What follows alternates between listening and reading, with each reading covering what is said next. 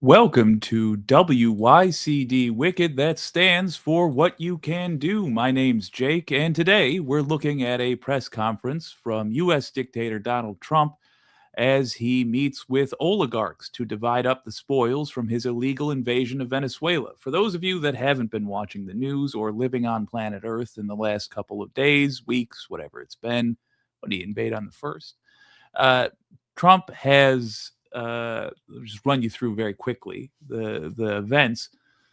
Ordered an invasion of Venezuela, subverted Congress to do so.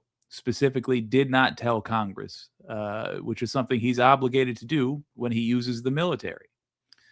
Then he came out and did all of my work for me, if I'm honest. I was going to have to try to explain to you guys that this has nothing to do with drugs. This is about oil.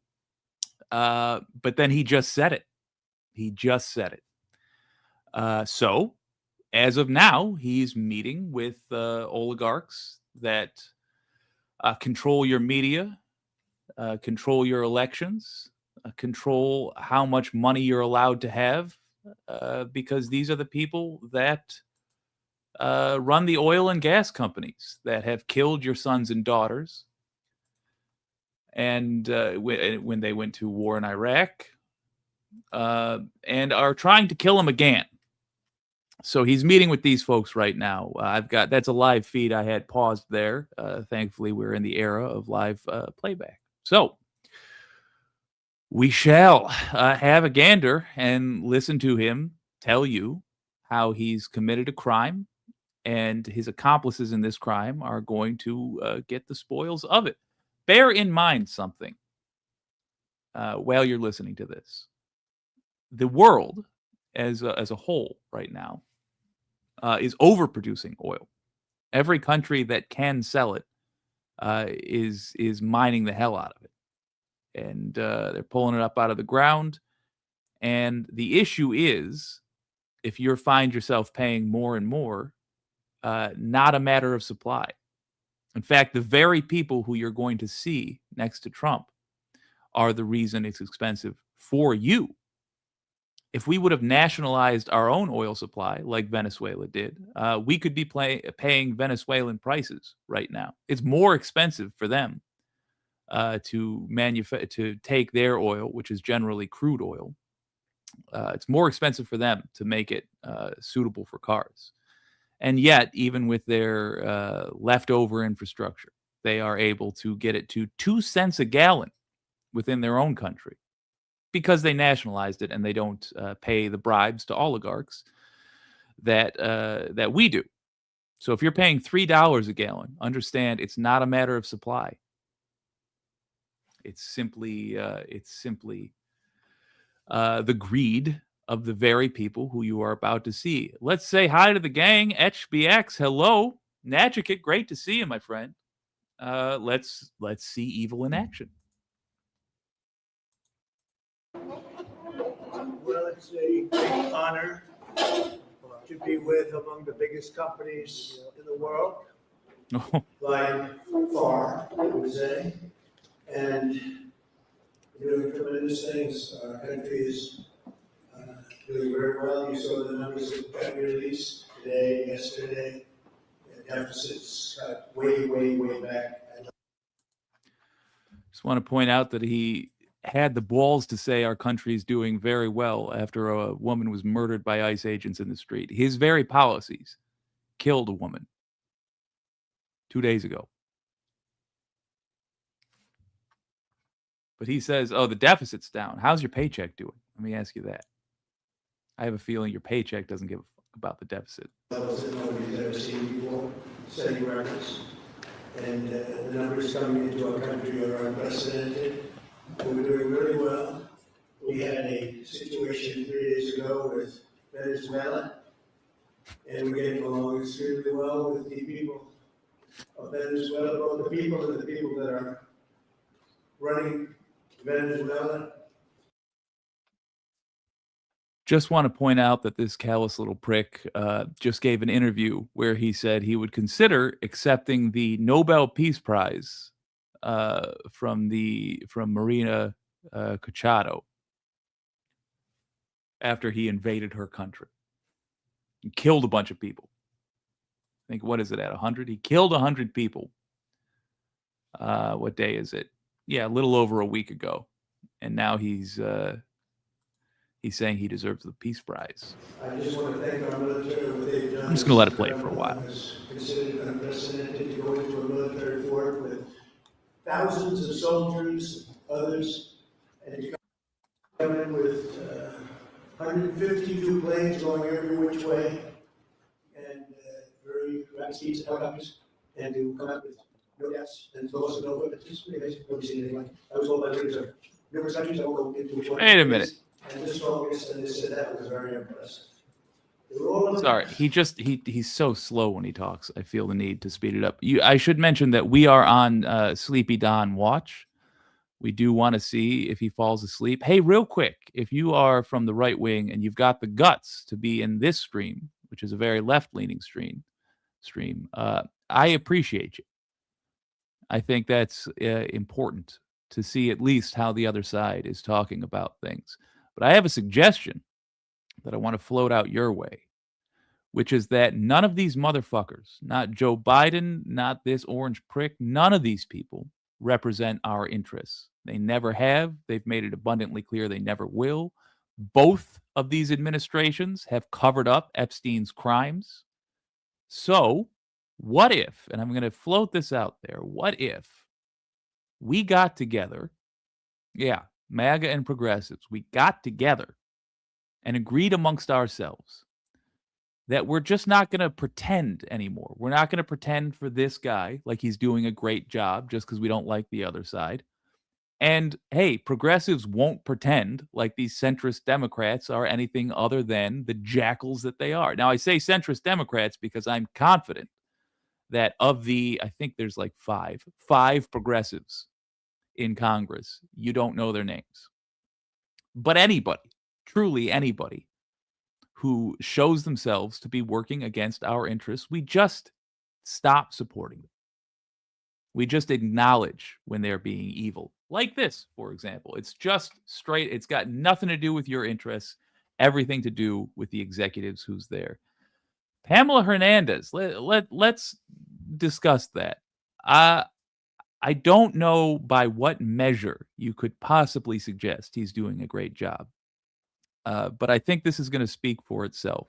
Like, for example, the fact that Venezuela, and a sovereign nation, was just invaded illegally. Now, even if you think Venezuela should have been invaded, it's worth noting that Trump took away your right to have a say in the matter. You're supposed to, through your representative, have a say in the matter. And HBX, I love you, but if I'm talking to somebody in the crowd, don't try to get their attention. It's just me and Pamela talking right now. So, Pamela, as I was saying, even if you think Venezuela should have been invaded, your right to have a say in the matter was taken away by this guy. You can be honest about that. You don't have to become a progressive. I'm not asking that of you. I'm just saying you should acknowledge that that is a major failing that just occurred. In addition, look at, and I haven't seen anything about this press conference other than the headline and that it's happening right now, but look at who he is going to give control of this country to. And ask yourself, is this in my interest? These people who raised the price on gasoline based on the assumption that it would get more expensive, even though it actually never got more expensive for Americans or America. It got more expensive for Americans because these oil executives raised the price. So ask yourself and set down the fight between us, because both this punk and Joe Biden and everyone else who's had any power throughout my lifetime, they thrive when you and I argue as though we're the source of each other's problems. We're not. It's these pricks. Don't give him your love just because someone else earned your hate.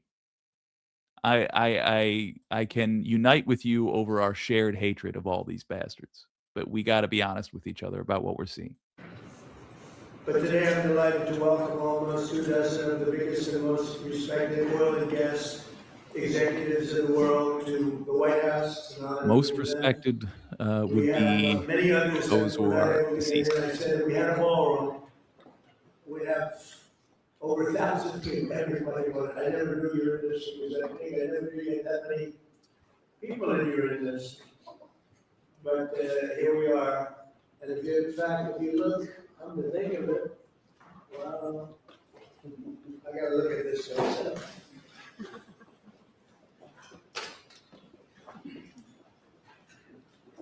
Wow. What a view. This is the door to the ballroom. I'll mention that's the ballroom he built while tariffs were hammering prices. While unemployment was rising. While the average pay of the U.S. worker went down. I don't think there'll be anything like it in the world, actually. He has not improved the quality of life for the 100+ Venezuelans he killed a little more than a week ago. 8 days. Those Venezuelans had their lives ended for money. It's war for oil. So we're going to discuss how these great American companies can help rapidly rebuild Venezuela's dilapidated oil industry and bring millions of barrels. Wait a minute. I got to shout out somebody in the audience. Yes. Robbie, what is it? Robbie, the Thedford. I think that's correct. I can get behind this 100%. F the liberals. Yes. Let's get rid of every last one. If you're willing to help us, we can do a lot together. Let's get rid of Chuck Schumer. Let's get rid of who's the clown? Hakeem in Congress, the House of Representatives, Hakeem Jeffries. Let's get rid of all these motherfuckers.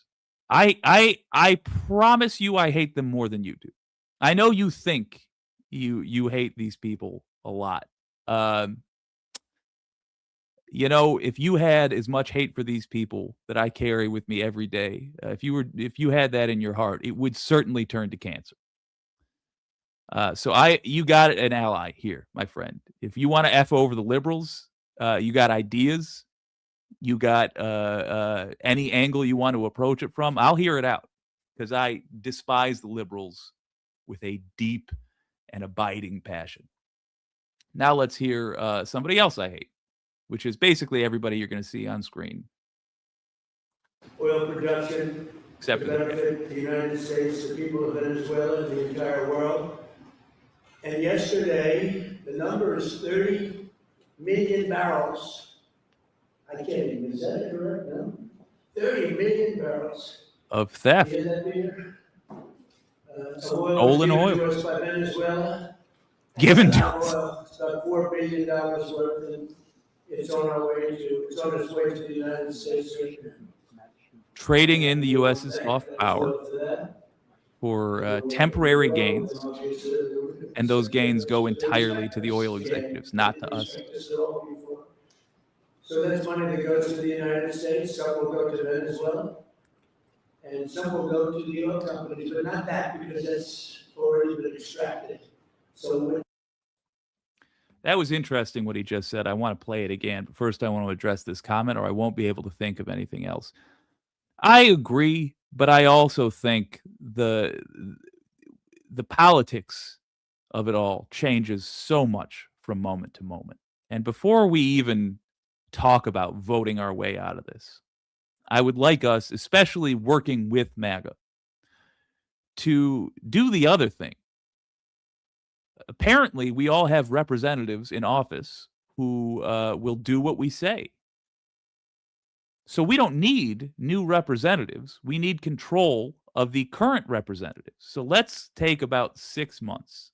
And I want to work hard when it comes to politics and the campaign season to basically get rid of every single liberal that's currently in power. I do want to sincerely take a whack at that. But first, let's take the punks in office and see who's worth keeping around. Let's make demands that we can agree on. And I've seen that progressives and MAGA do at least have a lot of economic demands that they agree on. Let's see who does what we say, who votes the way we want them to. The Epstein files was a great example of that.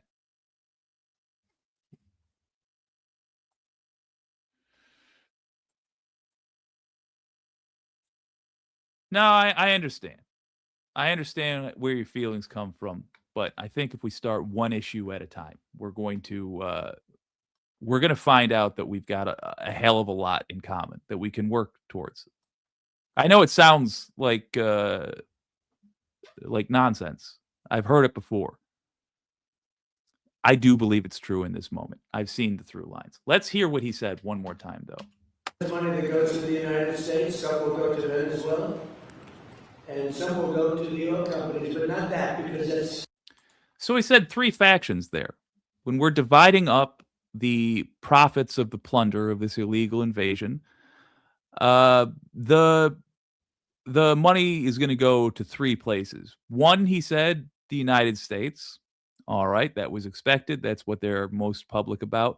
Another, interestingly, to Venezuela. Well, that makes sense. They're going to hire a lot of Venezuelans to work to thieve their own oil for us. But isn't it interesting that he is being upfront that that third faction that's going to get a payoff from this are the oil companies.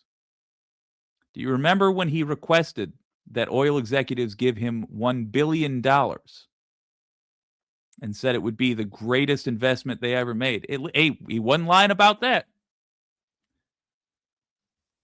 He endangered all your lives for it.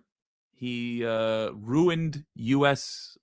Power around the world. He might have started a war in Taiwan because China now sees that it's all bets are off. But yeah, the oil companies are going to make a ton of money. Bear in mind, the oil companies are not you. The oil companies fleece you for everything they can possibly take from you. already been extracted. So when you're not getting any of that, but when you start extracting, you'll get, but it's a tremendous. I do want to address just one thing. Got too many 8 just on YouTube. Too many atheists go away 8. I'm not I'm not sure what you're saying exactly, but I will say this, and it's a theory that I have. I am an atheist, by the way. Well spotted. But I'm an atheist with an appreciation for other cultures and a love of Christianity and Judaism in particular, the actual religions, and a deep hatred for people that scam members of those religions. And I would say, I would bet my bottom dollar that the dude on the left right now, or on my right, excuse me, on that guy, I'm confident he's an atheist because he makes fun of Christians for very Christian beliefs. I am confident he is a paper Christian and somebody who is very comfortable with blaspheming, basically, because he does it casually. He does it often, and I think your those clips are steered away from your feed. Um, and when he does it on a live feed, I think the cover is ran for him. But enough is enough. Uh, I don't think somebody's religion is a problem. I don't think it's a problem to have an atheist in office. But somebody pretending to have a religion is a big problem because that's dishonest on a level that is it's beyond disrespectful. I mean, it's literal blasphemy. Anyway, back to the scam Reserves he's running. among the biggest in the world. Some people say it is the biggest in the world. And we're going to be working with Venezuela. We're going to be making the decision as to which oil companies are going to go in that we're going to allow to go in. We're going to deal with the companies. We'll probably do that today or very shortly thereafter. Prince and we're dealing with the country, so we're empowered to make that deal. And you have total safety, total security. One of the reasons you couldn't go in is you had no guarantees, you had no security, but now you have total security. It's a whole different Venezuela. Venezuela is going to be very successful, and the people of the United States are going to be big beneficiaries because we're going to be extracting. Oh, no, buddy. I need to pause the president of the United States to agree with you. Beyond BS 13. Let me be clear. I am a progressive. That means I'm a leftist. So I have to correct you on one thing. I don't know who the Democrat socialist you're referring to is, but I've never seen them get ass-chapped butthurt, being the ass clowns that they are. When I'm being the ass clown that I am, it's from a position of no power at all, because you have not seen a progressive in office except for arguably the Squad. But if you're talking about Democrats generally, dude, I so agree. You're right. They didn't do a fucking thing under Biden. Joe Manchin and Kristen Sinema double-handedly, I suppose, sunk any major legislation we were trying to get through. The Biden administration did nothing on the Epstein files. They got us into a needless war by participating in the genocide of Palestine. We could have saved our money and not given anything to Israel. And Israel would be safer, by the way. And America would be safer if we would have literally done nothing. Yes. So the Biden administration was an absolute clown show, to the point that I believe Joe Biden is arguably guilty of war crimes. Like, we should be seriously having talks about whether or not he belongs in prison. I think you think that you and I disagree on everything. And I'm here to tell you that I've been peeking in your streams, silently watching some of your folks. And while it's true we disagree on a lot of things, oh my God, do we agree on the big ones.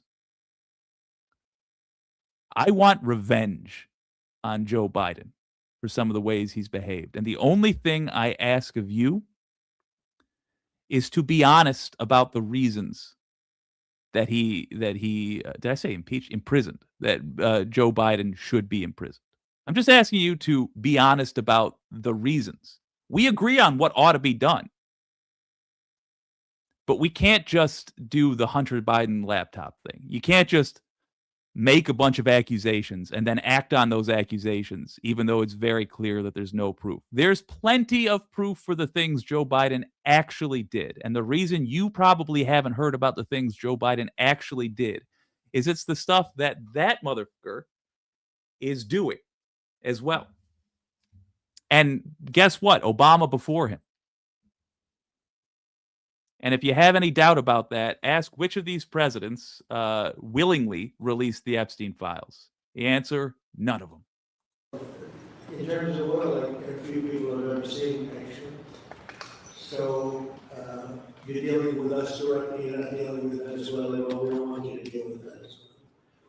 Let me thank There is Vice no President Zionist J.D. religion. Vance, who's doing a fantastic job. Secretary of State Marco Rubio, likewise, Oh, did a there's the fantastic job. bearded I baby. couldn't be. I like it better than my first group. Fun fact. Did you know, Marco Rubio's brother-in-law was a drug dealer? And I don't mean like little baggies. I mean, in Cuba, Marco Rubio's brother-in-law was a kilos of coke kind of drug dealer. And oh, hey, Marco Rubio's first job, working for his brother-in-law. Thank you, Nadia Yvette Chambers, for pointing that out. We had a great, despite that, we had a great first term. We had some great people there too. We had a great first term. We had the greatest economy in the history of our country in the first. James Hartshorn. I don't care what Biden or Obama did do or will do. What I know is Trump is a traitor. I only half agree. I mean, we can't ask people on the right wing to go against their guys if we're not willing, or let's not even say go against, but we can't ask people on the right wing to be honest about the flaws in their folks if we are not also going to be honest about the flaws in ours. I understand where you're coming from. And yes, Trump is the one who's in power now. But what the fuck do we care if Joe Biden gets tossed in prison for something he actually did? What the fuck do we care if we are holding all U.S. politicians to the same standard? I'll tell you, I don't. None of these folks, Genocide Joe, Barack, kill an American without any court approval, Obama, Bill, I'm on the Epstein list multiple times, Clinton, George, lie to America about the reasons we're going into war with Iraq, W. Bush. Or George, I participated in the Iran-Contra affair, H.W. Bush. All of them. We're past the era of these folks being confused with our earnest representatives. They are not representing us. They get up on the stage for a campaign, and both of these cunts, excuse me for the language, but it's what I earnestly feel.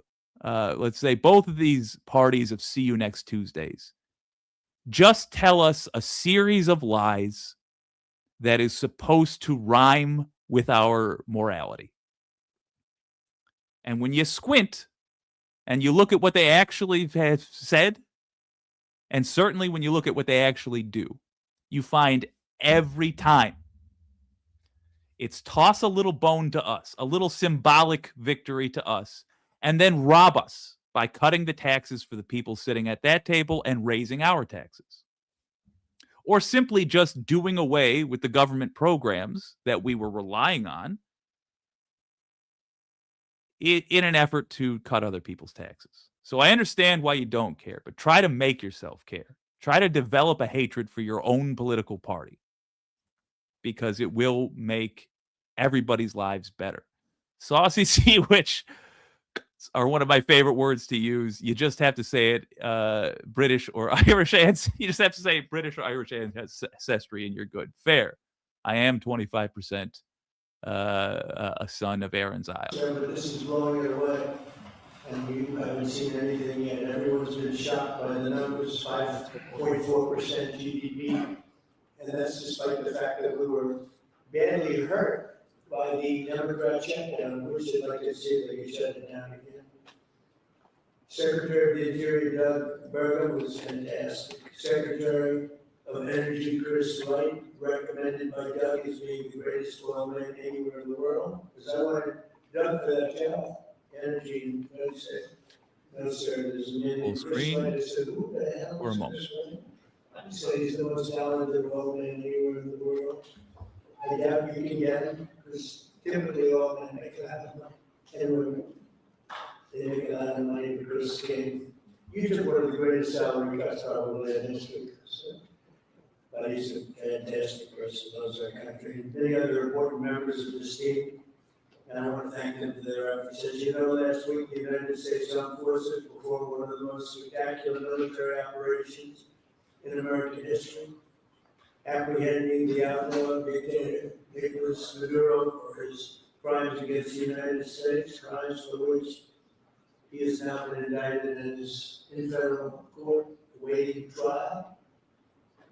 He killed many people, millions of people, actually, and allowed jails, prisons, mental institutions, insane asylums, drug dealers, drug addicts to pour into our country totally unchecked because of sleepy Joe Biden's policy of open borders, the stupidest thing I've ever seen with any moment.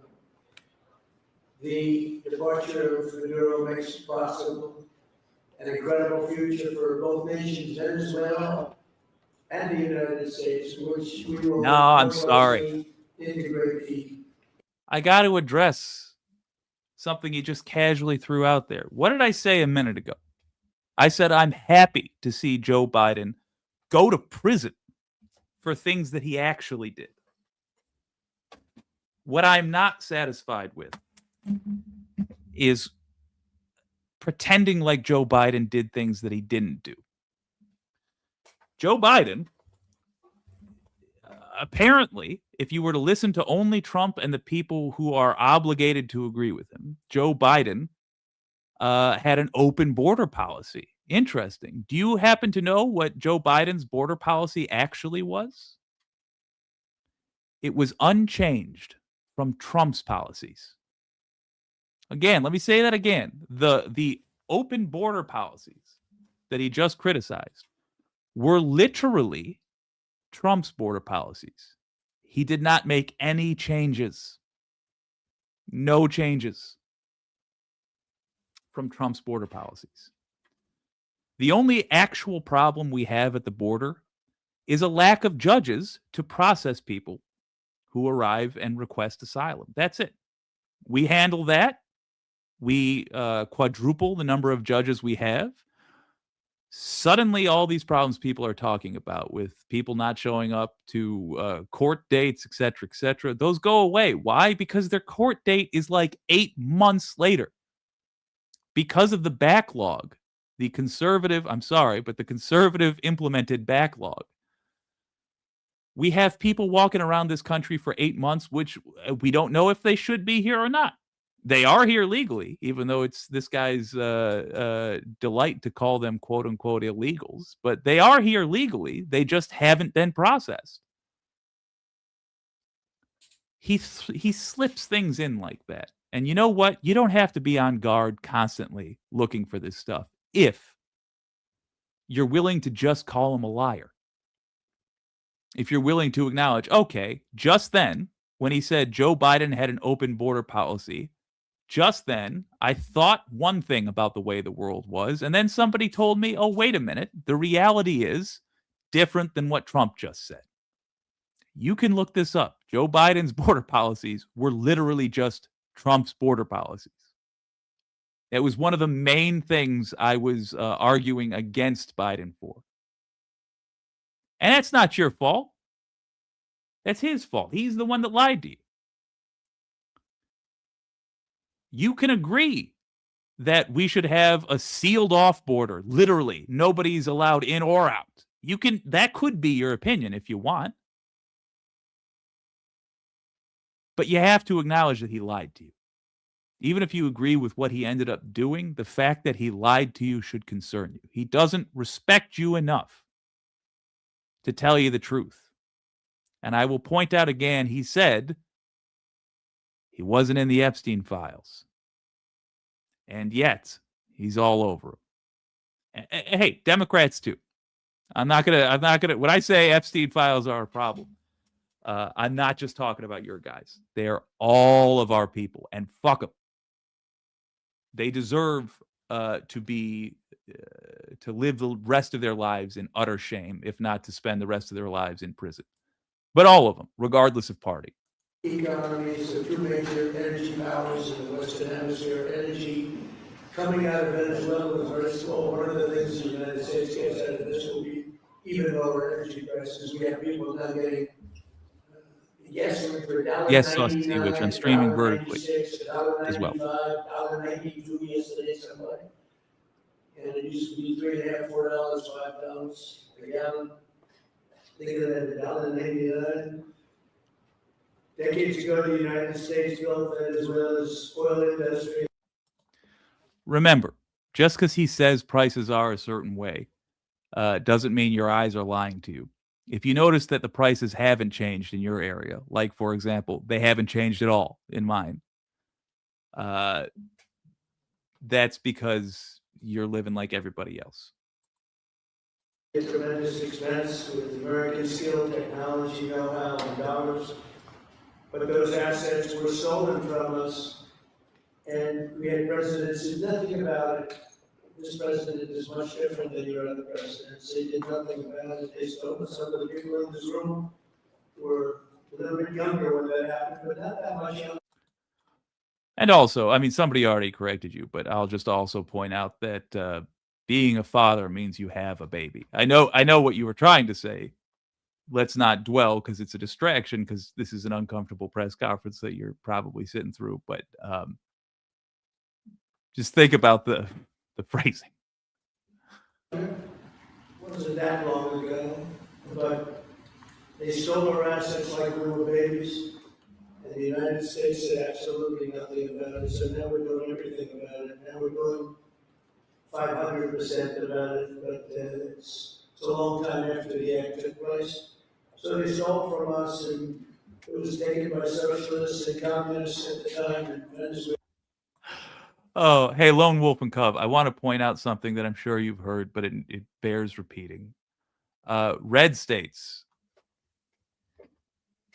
are funded by blue states. It doesn't mean blue states are better, but red states, which tend to be more rural, are funded by blue states.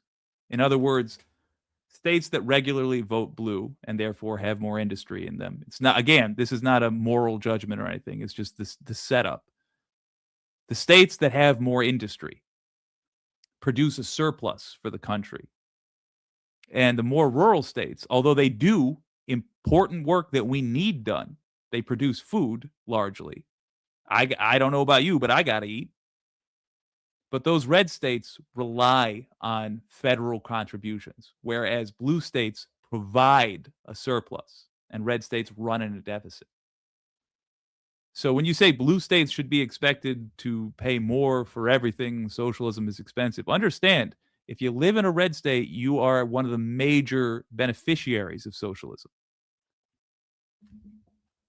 And if blue states wind up paying more for things, red states will get less because there will be less of a surplus that you will in turn benefit from. But again, red versus blue is increasingly irrelevant. I just want to make this so clear. You know, I don't care really if you elected a Republican or a Democrat. I care what your elected representative then does. The name of the gang that they're in is just irrelevant to me. But did they vote to release the Epstein files? Okay. They're not disqualified if the answer is yes. If Democrat or Republican, they did not vote to release the Epstein files, we cannot trust them to be in office. Do you see what I'm saying? It's not about party. It's about the actions that they take. It's not about the tint of the state on a map. It's about whether or not we are providing for the people that live there. It was going bad, really bad. And as much oil as they have, they're producing almost nothing,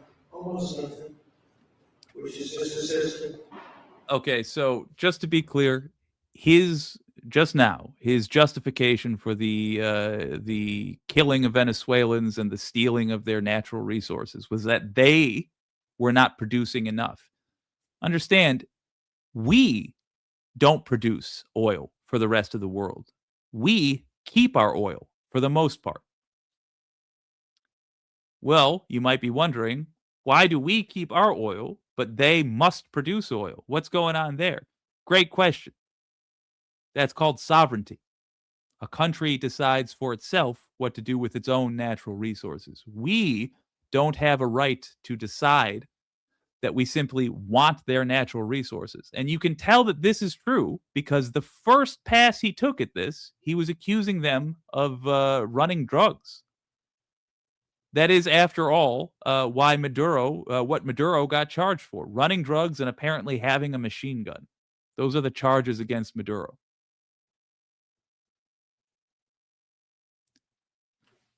Their oil, their natural resources should have nothing to do with any of this. The world will have to respond to this, gang. And the way they're doing it, by the way, is a lot more subtle than Americans are prepared for, and it's going to be a lot more effective than Americans can imagine. We have been coasting off the United States' reputation, if you're under 40, for your whole life. That coasting took the form of most countries doing business in the form of the US dollar. They use the US dollar as a global currency. The reaction to this most recent attack on world peace is already that these countries are saying they are going to stop doing business with the US dollar. That means the US dollar is going to destabilize. Do you remember 2008? You remember how bad that was? We were able to survive, number one, because we gave massive bailouts. Unfortunately, we gave them to the wrong people, so that money was spent inefficiently. But we did stop the collapse of many big banks, and because the dollar was stabilized by the global economy. That's going away now, and rightly so, because the United States cannot be trusted. So we're really, if you look at it, we're taking back what was taken from us. I don't know if I agree with this, Scotty Well, Neff. we built that entire oil industry. So Hitler was not overweight. They took it and they were very ungracious to this country, but now they're being. Yep, this appears to be where the piracy is going, T2. Will have the opportunity to rebuild Venezuela's running energy. Rumble rules. You say you're a Canadian that supports Trump. Trump does not respect you. You should sit with that for a while. He doesn't care whether or not you think your country should be controlled by him. It might be one thing to wish you had a bastard like Trump in office for yourself, but it's something else entirely if that bastard is saying they are going to take what's yours. Not ask you for it, just take it. I have more respect for you than Trump does. And as somebody who looks across the street and sees Windsor every day, it would break my heart to see your country get as low, to fall so far as America has so fast. You are better than that. The best sniper in the world is a Canadian.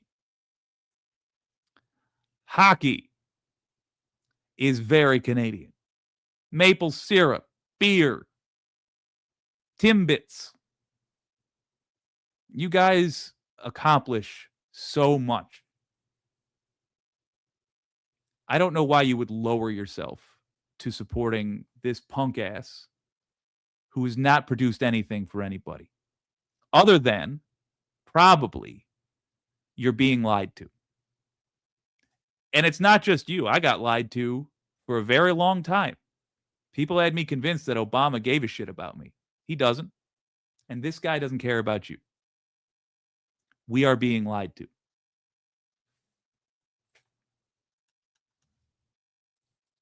Infrastructure eventually increase oil production to levels ever seen before. Yeah, and it's not our oil to decide what happens. Venezuela and the United States together, we have 55% of the oil in the world.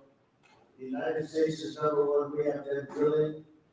Drill, baby, drill was my campaign. And Doug and Chris, I think we're setting records in drilling right now, taking oil without Venezuela. Natchikid, I understand. And I'm going to ask you to have a less fun viewing experience for the next months at least, because these are the people I want to talk to. The people who feel like they have to pretend like Trump is on their side because it's supposedly a competition between political parties. I'm here to tell these folks it's not. I despise most Democrats. I'd say 95 out of 100 Democrats. I would be fine watching their careers end in shame. I was delighted when Eric Adams got into legal trouble that he very much deserved. You know, New York Mayor Eric Adams was going to go to prison for corruption, and then some equally or more corrupt person pardoned him.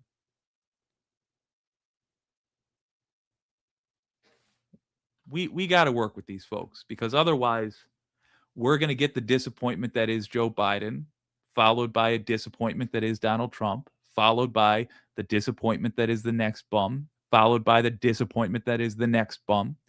And we'll be old and wrinkled and poor as hell before anything changes.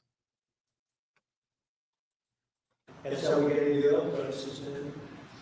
The plan is for them to spend, meaning our giant oil companies will be spending at This least is a great $100 question billion from of their Nixon. money. Hold on. More important than whatever this bum's talking about. What about Biden? Did you vote for him? Why weren't you protesting then? Let's go in reverse order. Why wasn't I protesting then? I was. I went to physical protests many times. I got on in front of a microphone outside of physical protests and did whole, multi-hour streams about why Biden was bad and vile and terrible. For a lot of the folks that you're seeing right now. So yes, I was protesting throughout Biden. You probably did not hear about it because the things we were protesting were spun to you differently. You probably heard that it was like anti-Jewish sentiment. It was never that. Never. It was supplying arms to Israel while they were committing a genocide. But that's not the only thing I protested Biden about. There was a number of issues. But let's go back in these questions. Did you vote for him? The first time, yes. And the second time, I voted for Harris. Both times, I didn't feel good about it. But both times, it was because that guy was a threat looming on the horizon. And it has gone exactly as I thought it would. So I don't feel, I feel pretty justified in my votes. But I'll tell you, that's an awful reason to vote for somebody, isn't it? That is an awful reason to vote for somebody. And we could have had, instead of Biden, we could have had Bernie. Or 1,000 other people that actually have a soul that would have been worth a damn.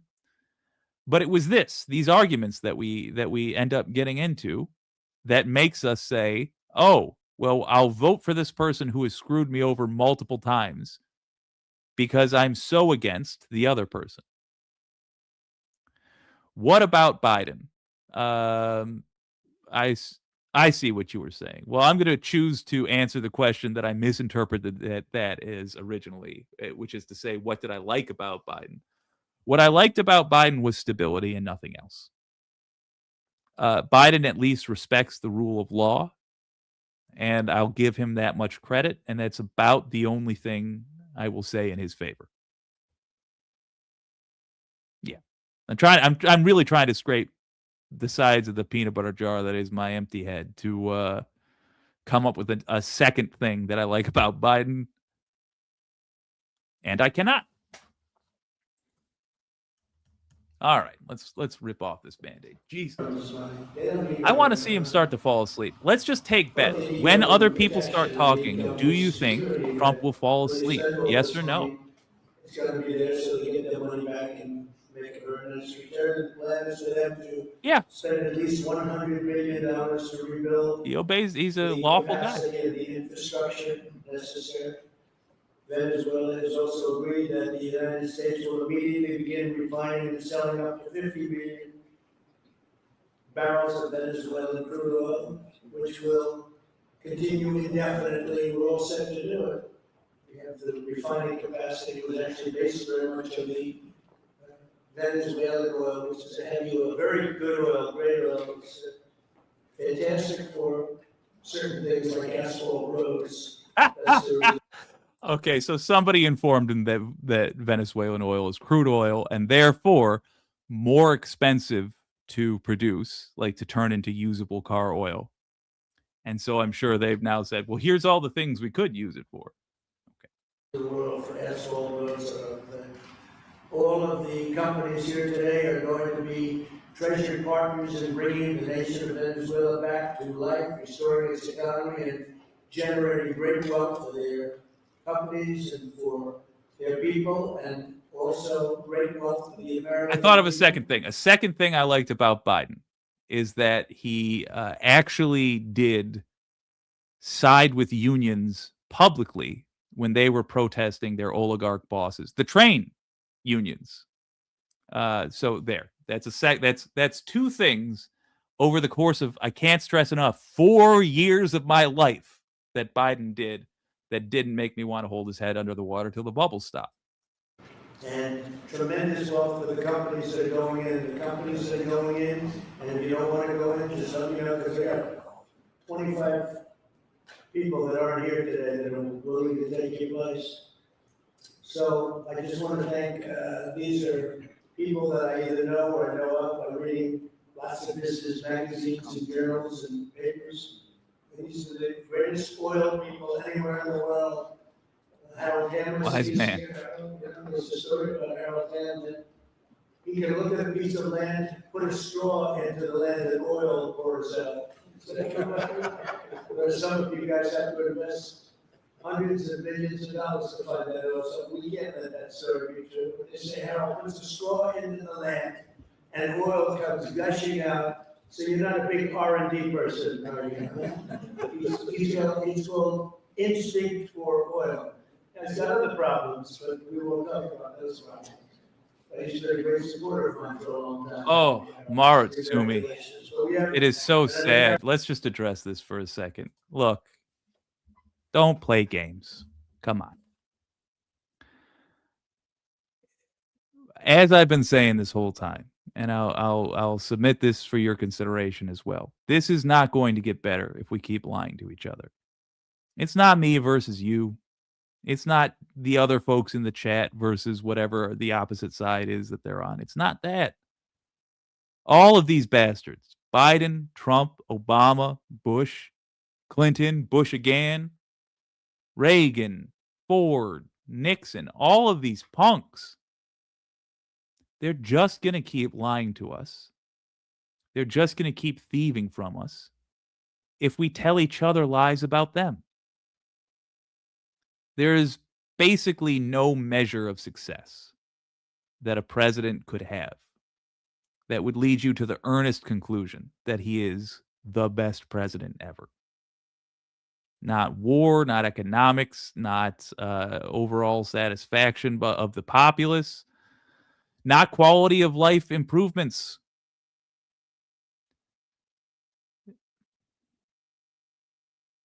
Try again. Look at this video, listen to what he's saying, and reassess how you feel about him. Even if you're still a Trump supporter, I would like to talk to a Trump supporter who is realistic about who he is, because he's not the best anything ever. He is just the newest in a long line of U.S. presidents that belong in prison.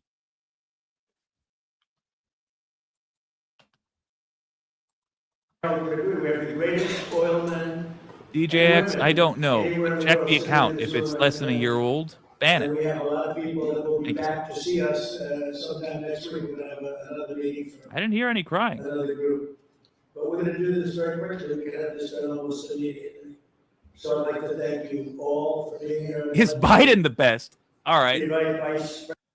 Apparently, I haven't made myself clear by saying it 90 times, but I'll reiterate this one more time. Not only is Biden not the best, Biden took actions during his short presidency that I believe are worthy of imprisonment. I genuinely believe he belongs in a jail cell. At the very least, Joe Biden deserves to have his name scraped off anything it's been put on, and those placards tossed in the garbage. He should live the rest of his days in infamy. Is Biden the best? I don't know why you would think I would think that. I despise Joe Biden deeply, and the only thing you and I suspect, will disagree on is what Biden did that's so wrong. I'm desperate for you to join me in some of the ways I hate Biden. Even you can even hold on to the ones that I feel you have that are not based in reality. You can still hold on to those and just know that I'm not going to join you in, say, Hunter Biden laptop conspiracies, because that was always nonsense. I was one of the original reporters talking about that, and I have known from the jump that it was nonsense. It doesn't mean I like Biden. It just means you need to talk about true things that he did. Like, for example, covering up to the American people what Israel was doing to Palestine. He participated in genocide, guys. He's responsible for the death of tens of thousands of children. Joe Biden. Prison, please. But if we are going to actually act on that, we have to change the laws in the United States. Laws Trump put into place with his Supreme Court picks that say that you cannot prosecute a president for the crimes they committed in office. That literally needs to change. Perhaps, maybe on a constitutional level. And in order for that to happen, we need 2/3 of a vote. And in order for us to get that, you and us need to get on the same page. In other words, we both need our representatives voting for accountability for U.S. presidents. I'll join you in that. And I'll make sure Biden is added to the pile of presidents that go to prison. But we have to agree on the reality of it. President Vance to say a few words, followed by Secretaries Rubio, Bergman, and Wright, and then we'll have a few words from representatives that are Let's here. hear what Beard Baby has to discuss say. their ideas. Now remember, we're watching to see if We Trump have falls asleep. Chevron, which has been, Yeah, far right. I think you have a better location. See, this is what I'm talking about. CM, whoever you're listening to is scamming you. Whoever you are listening to, up until this point, they are knowingly lying to you for views. They're telling you interesting tales, not based in reality. First of all, ears literally do change. Ears change all the time. As you age, ears sag, your lobes get bigger. If you are a wrestler or if you just had an unfortunate accident, the cartilage in your ears can break and shift all the time. I have intimate knowledge of this. But aside from that, if you think that there was like a lizard man where Biden was, it is because somebody came up with an interesting story and they took advantage of your confusion that probably arose from a bunch of politicians saying they were going to do one thing and then doing a different thing for your whole life, leaving you to wonder, why is the world like this? And you went for a fanciful explanation. The explanation is not fanciful. It's just sad. The reality is, these people up there, they don't care about you. That's why they say one thing and do another. They say one thing to get your vote. They do another because they assume you'll be confused by the chaos of it all. And they're usually right. For it to stop, you and I need to unite. You and I need to be able to agree that Joe Biden was not a good president and that Donald Trump is not a good president or human being. Not pretend like one side is saints and the other side is always sinners. If you have somebody tossing a perspective to you like that one side's always good and the other side's always bad, you are being lied to. And that's the easy way to tell. They serve an agenda. For and say, what the hell's going on with Venezuela? You stuck it out. I don't know if you made money or not, but you stuck it out. I give you a lot of credit for that. Mark Nelson, thank you. He does very much. enjoy sucking it out. CEO Darren Woods. Darren, thank you very much. How's Exxon doing? All right, thank you very much. Do a lot better now, won't they? Exxon's been amazing. It's been an amazing company. And ConocoPhillips CEO Ryan Lance. Thank you very much. So you guys can say something, and then we'll take some questions from the press. And Let's discuss that for a second. Just because someone picks a side, by the way, I love your the icon there. Just because someone picks a side doesn't mean that it's an agenda. Yes, if they behave as I described, yes, it certainly does. If they tell you that one side is always wrong and the other side is always right, that's not picking a side. That's doing propaganda for a side. It's very different. And if you are their audience and they tell you always that one side's right and the other side's wrong, they are lying to you. It is your expense that all this happens from. This is how we got into the Iraq War. This is how we are duped all the time. Look, somebody can lean one way or another. I certainly lean very far left. That doesn't mean I think progressives have never screwed up. That doesn't mean that I'm going to lie to you about what progressives are doing if I disagree with it.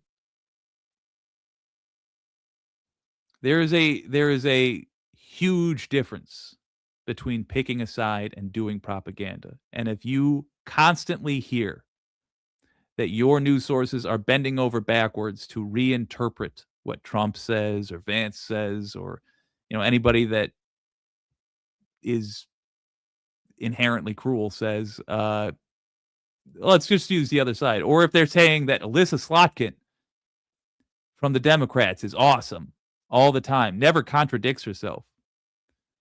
If they're telling you that Joe Biden, oh, good old Joe, he did this, that, and the other thing perfectly, but you never hear bad stories about Joe Biden from them, again, that is not news. That's not even a side. That's just propaganda, and it's of no value to you because it will misinform you, which is worse than being uninformed.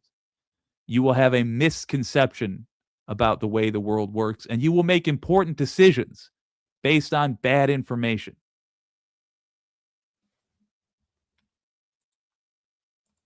Obviously, we have all the time in the world. This is a big subject. This is massive wealth, and more importantly than massive wealth, it leads to lower taxes and a lot of jobs for Americans and for Venezuelans, but for Americans in this case.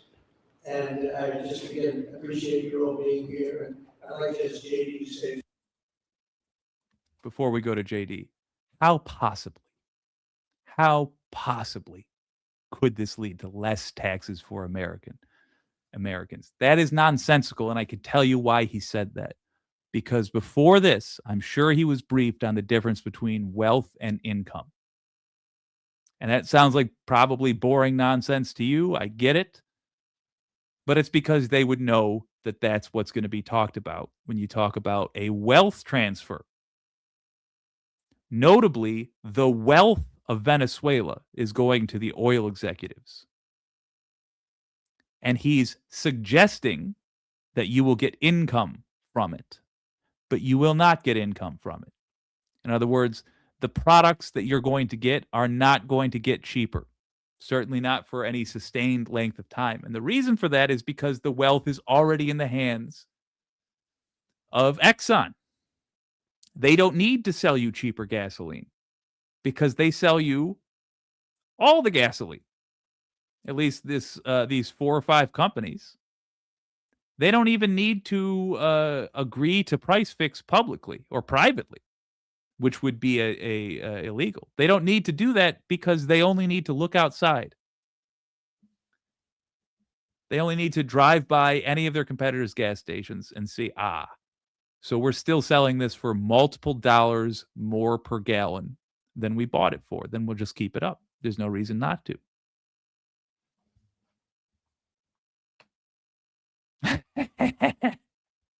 I feel you, saucy. Too much sativa, but if I partake in indica, I will not get my housework done. You and me both, sister. Yours, please. Thank you, Mr. President. Thanks to everybody for being here. As a Marine Corps veteran for my entire lifetime, presidents, let's be honest, they were Democrats and Grace to the Republicans, cream corn. would send the American military to far-off places. They would get us involved in these endless quagmires. They would lose hundreds of thousands of American lives, and the American people would get nothing out of these misadventures.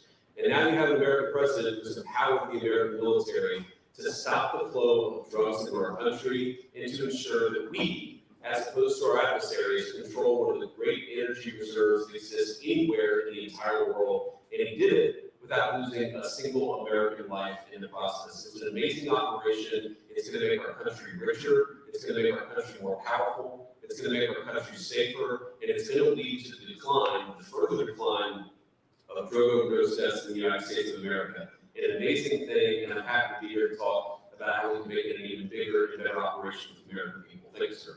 Thank you very much. Marco?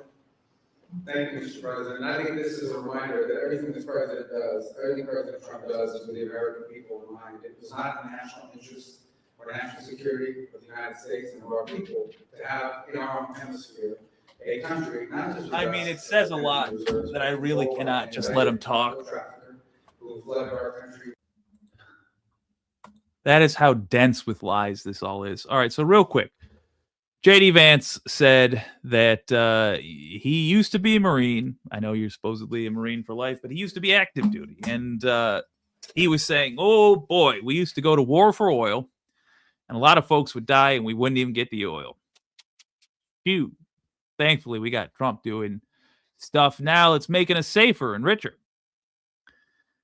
All right, starting with just the general principle of the thing.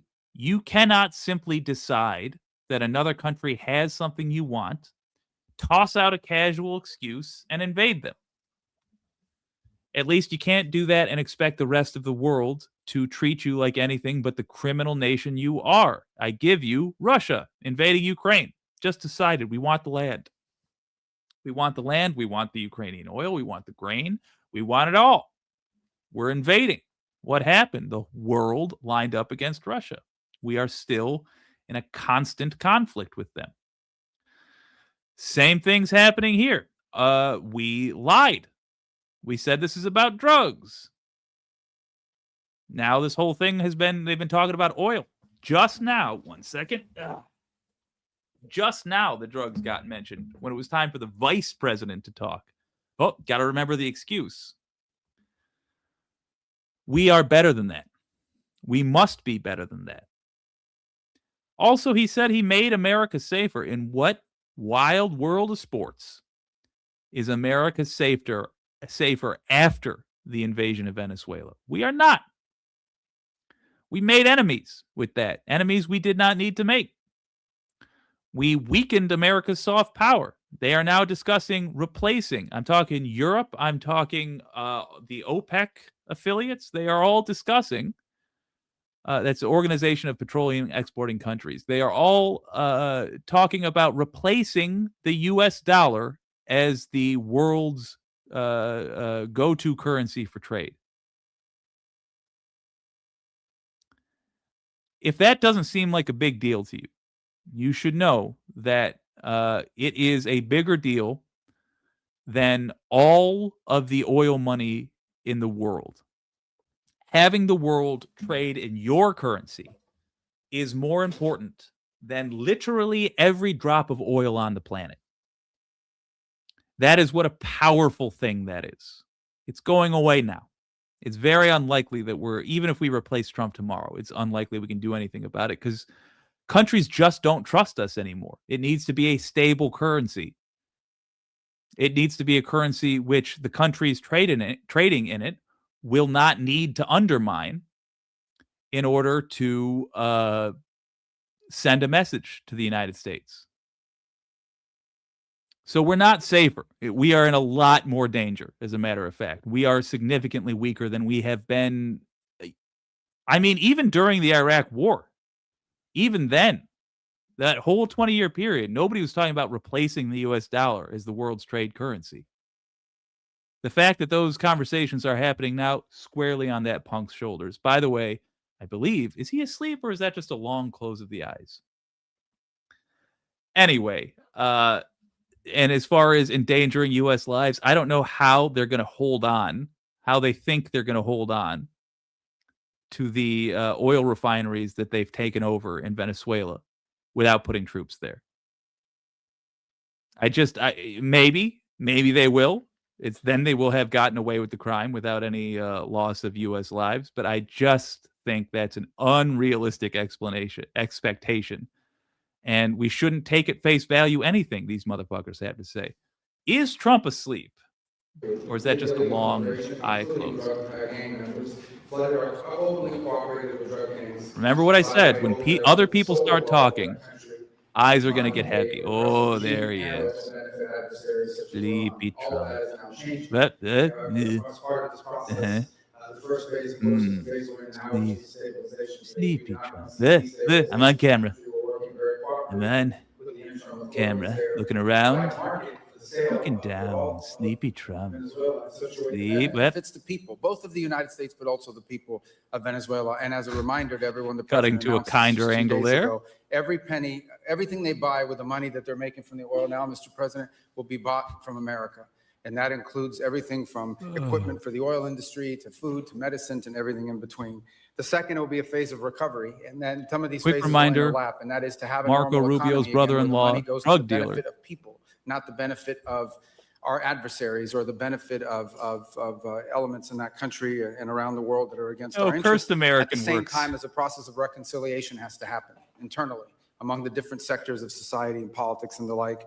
And finally, the third phase, which is the most important of the three, is when the country fully transitions into a normal country Good that to we see you, have strong Nina. economic and diplomatic and relations with, that is friendly towards the United States, that's not a foothold for our adversaries, that serves our interests, but also the interests of the people. It'll be a country that is wealthy, a country that is prosperous for the people, not for a handful of criminals, but also a country that is supportive of our interests in the region and throughout the world.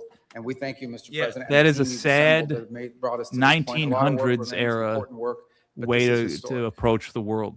Okay, thank you very much. Doug?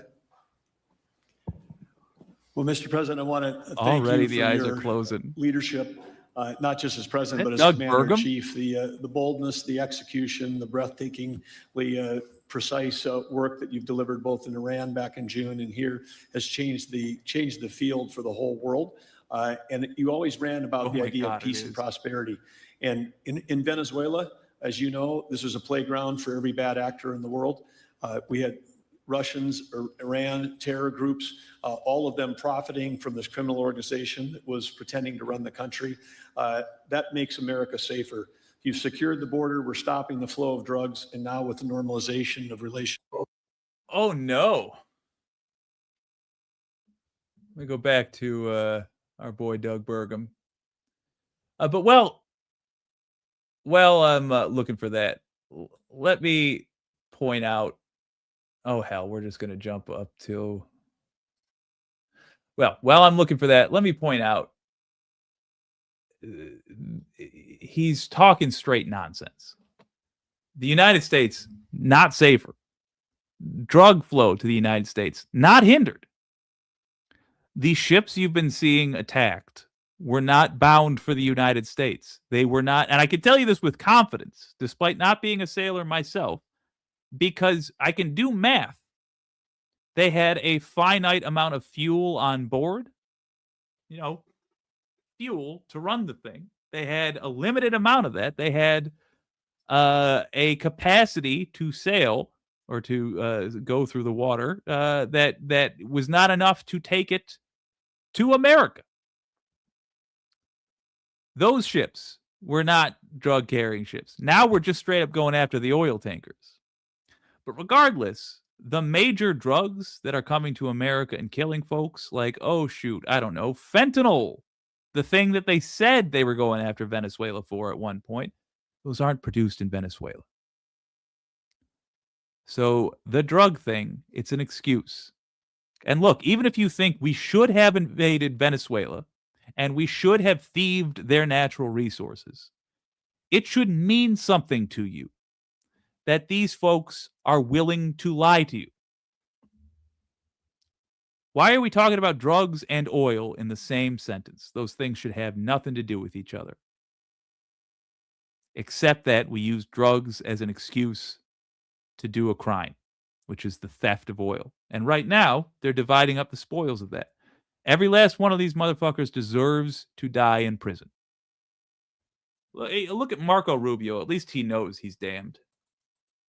The action that we're taking with statecraft, with military action, none of that would happen if we were dependent on everybody else for energy. So you're a big part of the reason that we're able to move the way we are today, and we're grateful that you're here to be part of the solution going forward. Thank you, Doug. Greenland is a strategic location for missile defense. Oh, so we really do have a lot of folks that think it's okay to go back to the Cold War era way of doing things. Here's a question for you: why do we require that kind of missile defense? Could it be because dictators around the world are invading other countries, bullying them? Here's something else. Does us needing something give us the right to take it? I can answer that for you. No, it doesn't. We don't need Venezuela's oil. We have our own massive, frankly, larger oil reserve. If we needed oil, we could dip into that. We don't need Venezuela's oil. But even if we did need Venezuela's oil, we do not have the right to steal it. And that is what is happening right now. You are doing a fantastic job, and we appreciate it. Everybody appreciates it. They know who's doing well. Chris I know Wright. a lot of Muslims. Thank you, Mr. President. Yeah, what we've seen in the last week is leadership matters and credibility matters. I instantly hate Venezuelan this oil guy. has been sanctioned for many years, and the oil just flew. Those sanctions were not enforced. I'm going to do that us oil all a just favor. floated out to trafficked by Speed bad this up. actors of the world. That Whoa, resources whoa. were That oil was just being trafficked to bad actors. Trafficking the oil, were they? You mean selling? They were selling their own natural resource to whom they please? Because it's their country, not ours? Listen to how this guy's talking to you. Again, even if you agree that we should have taken Venezuela's oil, robbed them at missile point, even if you think that's okay, do listen to how he's trying to manipulate you. And ask yourself, do I hold the opinions that I hold because that's what I really think? That's what my morals really are? Or could it be that manipulators like this made me think a certain way and then I kept doubling down? He just tried to tell you that they trafficked their oil to people. Just toss that in there casually, huh? They can sell their oil to who they please. gone to a central place. The corruption and decline of Venezuela has been a crisis for the people of Venezuela. And as Secretary Rubio said, massive spillover effects in the United States in crime, in drugs, in kidnappings, and in taking a huge resource base and making it not exploited, not developed. The whole world is a poorer, less opportunity-rich place because of that. When you have materials underground, they've been underground for 1 million years. That does not make them a resource. That does not make them valuable for your country, your people, or the world. They only become a resource with technology, with capital, with rule of law, and a system of governance that encourages the harvesting of those resources to make the better world. And we see here the dramatic contrast. Ooh, let's be clear, Jacinta. You are seeing that is one way I can tell what somebody's media diet is when they reveal to me what they think the people of Venezuela are up to. So people in Venezuela have been out in the streets demanding the U.S. return its kidnapped leader. President Trump himself, as well as a few other prominent Republicans, shared AI videos of celebrations. So those weren't really happening. They shared celebrations from a World Cup victory, suggesting that that was a video of people celebrating Maduro being taken away. But in other words, they lied to you. In this case, it's the Republicans lying. I'm not saying Democrats don't lie, but they didn't have a need to this time. This time, Republicans were lying to you. And you should consider that. Because up until this moment, you thought and were making decisions based on the understanding that Venezuelans were happy about this. Perhaps did that factor into how you felt about the comments they were making when they said he's made the US safer by doing this? I bet it did. I bet you didn't think, well, we might have a Venezuelan come here and blow up a place out of anger at us for stealing that person's president. It's insidious what they do. They share one piece of fake news with you so that you'll more easily buy into another fake lie that they have to tell. Now you know. Now you know that none of those folks up there can be trusted. And you can even still support what they do. Hell, you can vote for them again if you're crazy, but you should know that you should not trust them. When they say something, now you know I cannot just trust that what they're telling me is true because they've lied to me before. They told me Venezuelans were happy about this. The average Venezuelan, by which I mean like 80% of the country, wants revenge for this. The rest of the 20% probably are being more practical about going up against the U.S. military. But I gotta tell you, if you were of the impression that Venezuelans supported what the U.S. just did, it's because you've been lied to, and you should change your media diet.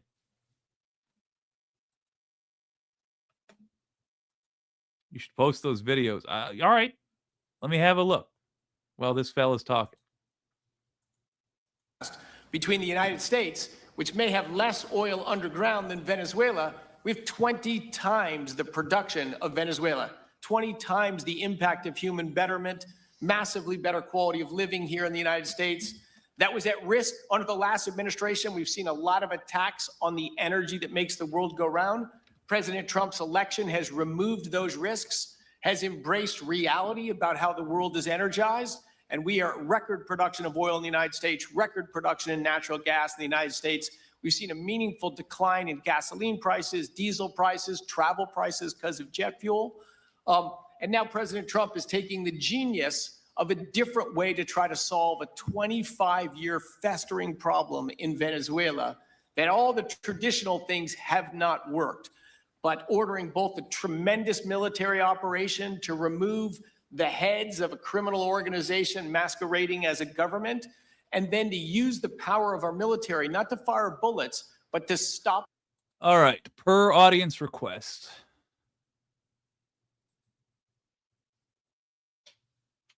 From DW News, fact check. Does this video really show Venezuelans celebrating the ousting of, why is this?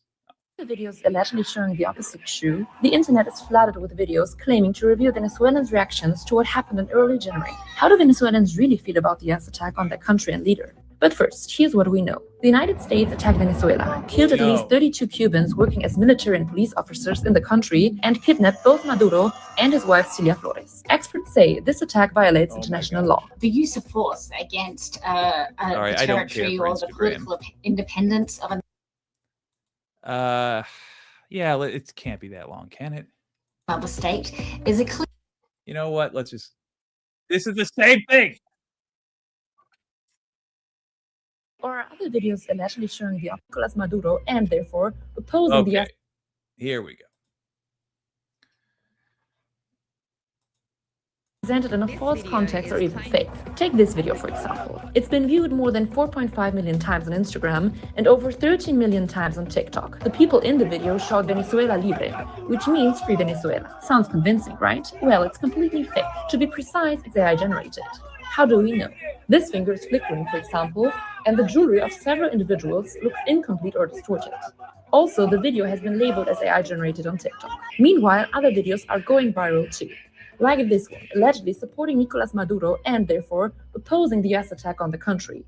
But this is false. A reverse image search reveals the video dates back to November 13, 2025. It shows a pro-government youth rally, not a reaction to recent events. You can even spot the same car from the video in a photo published by Elamy. So you see the disinformation. Now, if you want to know how you can find out what's really happening, it's actually very easy. And unfortunately, it doesn't involve watching my channel. Watch Venezuelans. There's Venezuelan news organizations. They do the exact same thing ours do, with a lot less corruption because most of them aren't owned by Rupert Murdoch. That was an unnecessarily accurate blow, but yeah, watch Venezuelan news. And you don't have to like watch it constantly, but when we do something like this, like attack a country, you pull up the Venezuelan news and listen to what the locals are actually saying. I was doing that the day it happened in order to get ready for this stream. If you'd like somebody who covers that stuff, Brandon Sutton, who does a show called The Discourse.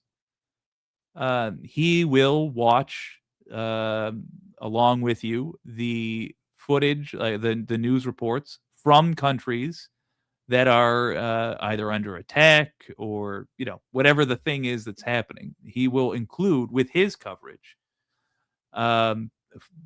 news reports from that country. And it's a great way to find that stuff out. But notice something.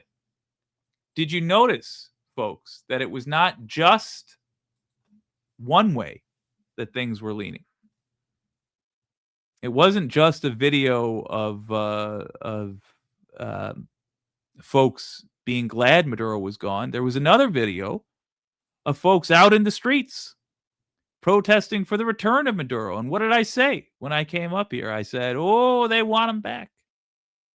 Now, admittedly, I have actually seen verified protests in the streets demanding Maduro's return, but it's worth pointing out people are trying to fuck us over equally. And it's not equally like, oh, we're both equally wrong. I mean, they're trying to fuck us over the same amount, which is to say 100%. Because it's all a scam. At the end of the day, they want you to agree to pay the military lots and lots and lots of money. Actually, not even the military. They want you to agree to give the people who sell weapons to the military lots and lots and lots of money. And they want you to agree to let Exxon do what it wants with the planet and change in to sell the United States' good name for their profits. And they want you to get up here and cheer for violence. And then they want me to yell at you for cheering for violence. And then they want one of us to say something so controversial that everything gets banned. And then that becomes a controversy. And before you know it, we've spent our whole lives arguing with each other, just two victims having a yelling match. Well, they walk off with all of our money. 15% of the wealth in the United States is controlled by 130,000 people. This is a nation of 333 million people, but 0.01% of all of us owns 15% of our wealth. They want us to have any conversation except for that one. Here's that 0.01% talking about what they're going to do with Venezuela. The flow of Venezuelan oil to the world immediately gave us leverage over the interim authorities in Venezuela and has allowed us to be in this position today where the actions of this government can massively improve Venezuela for the better, and the bigger impact Yeah, is to I think we should massively replace everyone improve in the power quality right of now. life, But you're right. They're going to do affordability, anything they can safety, to and hold on to it. security of the United States. Very proud to be here. And we'll turn it over to Mark Nelson, who's the vice chairman of Chevron. Chevron has been in Venezuela for over 100 years, continuously. Mike Wirth, the CEO, had a knee replacement recently. He's not here. Mark is a tremendous leader in our industry, and I'll turn it over to him. Thank you, Secretary Wright. Again, I'll send Mike Wirth's regrets. He really. Hey, this is cruel, and it has nothing to do with politics or anything. I just want to be a petty bitch for a minute.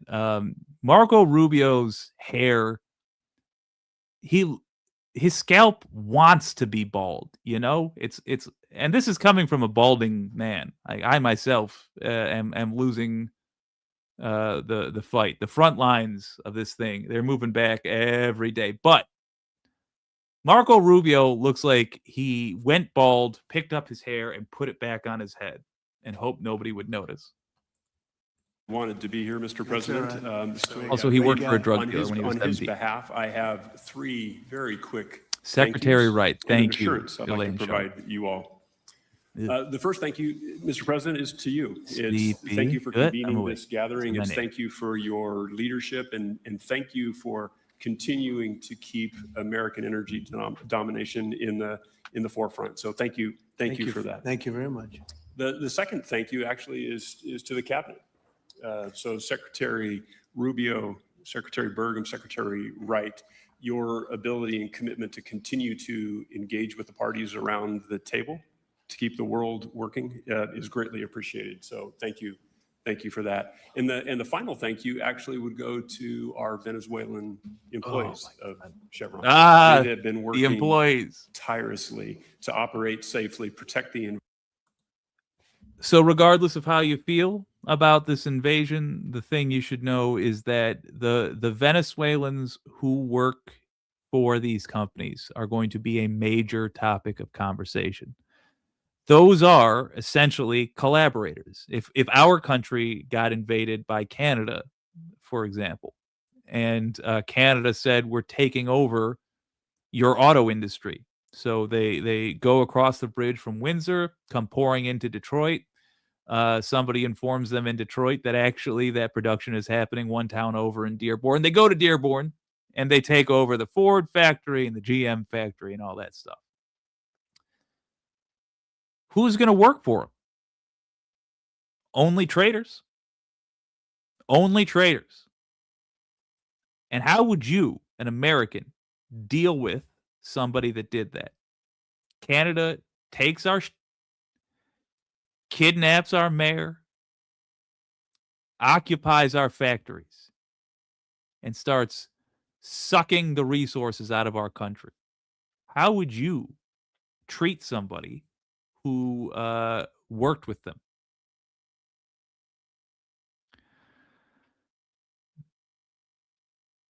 I would assume at least some military presence is going to be necessary at these places. And it's not a coincidence that the Venezuelans, and they're specifically mentioning the Venezuelans who are going to work for us, are getting mentioned. Or that when Trump first mentioned the Venezuelans, he said that they were going to get a little piece of this money. And I took a time to pause the video and tell you, what does that mean? Well, that means the folks that facilitate this theft, basically, are going to get a little piece of it. It's you will now know a little bit more than everybody else ahead of time if you pay attention to that fact, that one of the major figures here will be the Venezuelans who collaborate with the U.S. invaders to sell out their country's natural resources. That will be a major factor. And you can see the goon Stephen Miller there glaring because he doesn't have any other expression. He's never felt joy, you understand. But yes. Now you will be able to have more insight when you point out the importance of the Venezuelan workers and the fact that probably their lives are in danger. environment in country. But they're also necessary for our theft to be successful. Hence why their lives are in danger. And their dedication and skill will help us. And in U.S. this troops next will be ordered chapter. to protect them. And finally, that's I'll where the close violence with comes the to our assurance, doorstep. For more than a century, Chevron has been a part of Venezuela's past.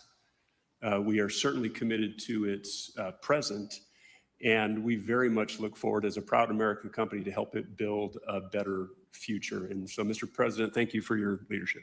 And you really suffered there. You stuck it out. A lot of people left. A lot of big companies left. Many of the people sitting at this table left because of the safety risk and other risks. Mad Rush. I'm not going to address all this stuff. I just want you, and nobody else talk to this guy, please. I want him to be able to sit, I'm assuming him. I want him to be able to sit with this question for a while and genuinely think about this. Really do try to think about this.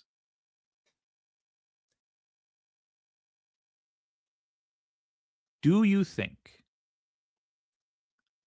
sincerely, do you believe the things you said?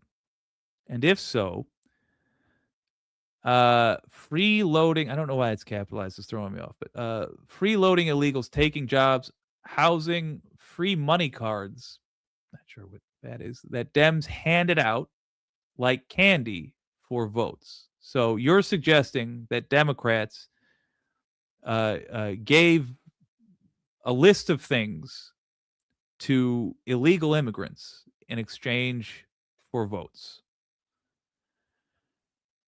Here's the question. How are illegal immigrants going to vote for a Democrat? How is an illegal immigrant going to vote for anybody? You can only vote if you have registered to vote. If you are here illegally, you cannot register by the very nature of the illegality of your presence. You have to be a U.S. citizen to vote. That's as standard as it comes.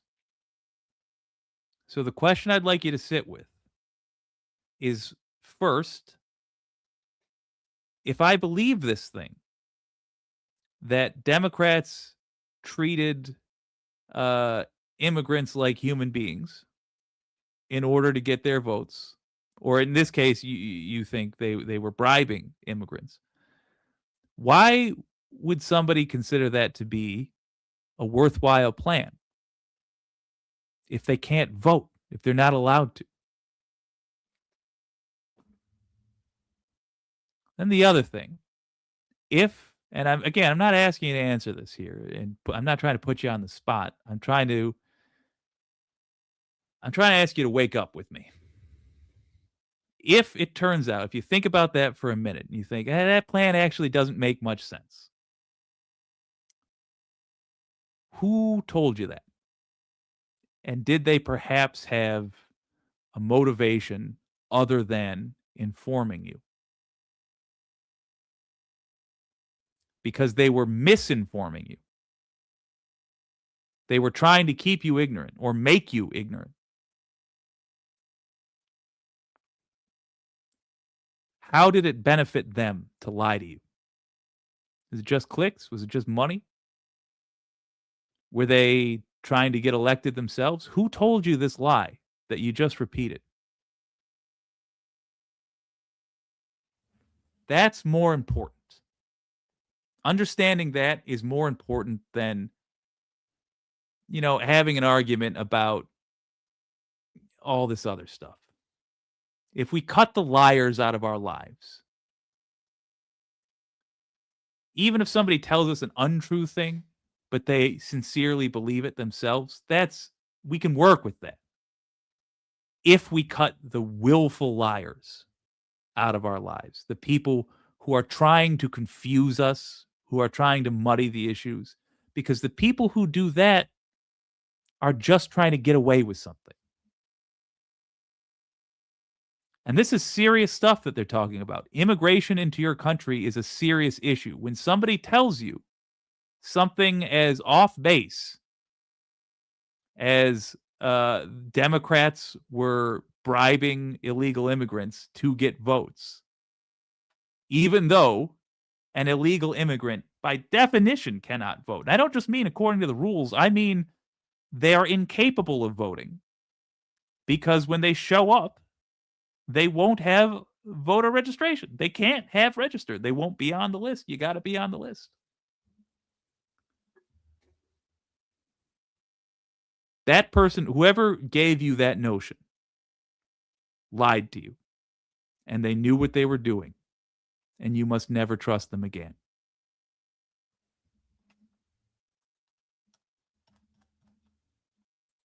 But you stuck it out. I give you credit for that. Sometimes it was hard.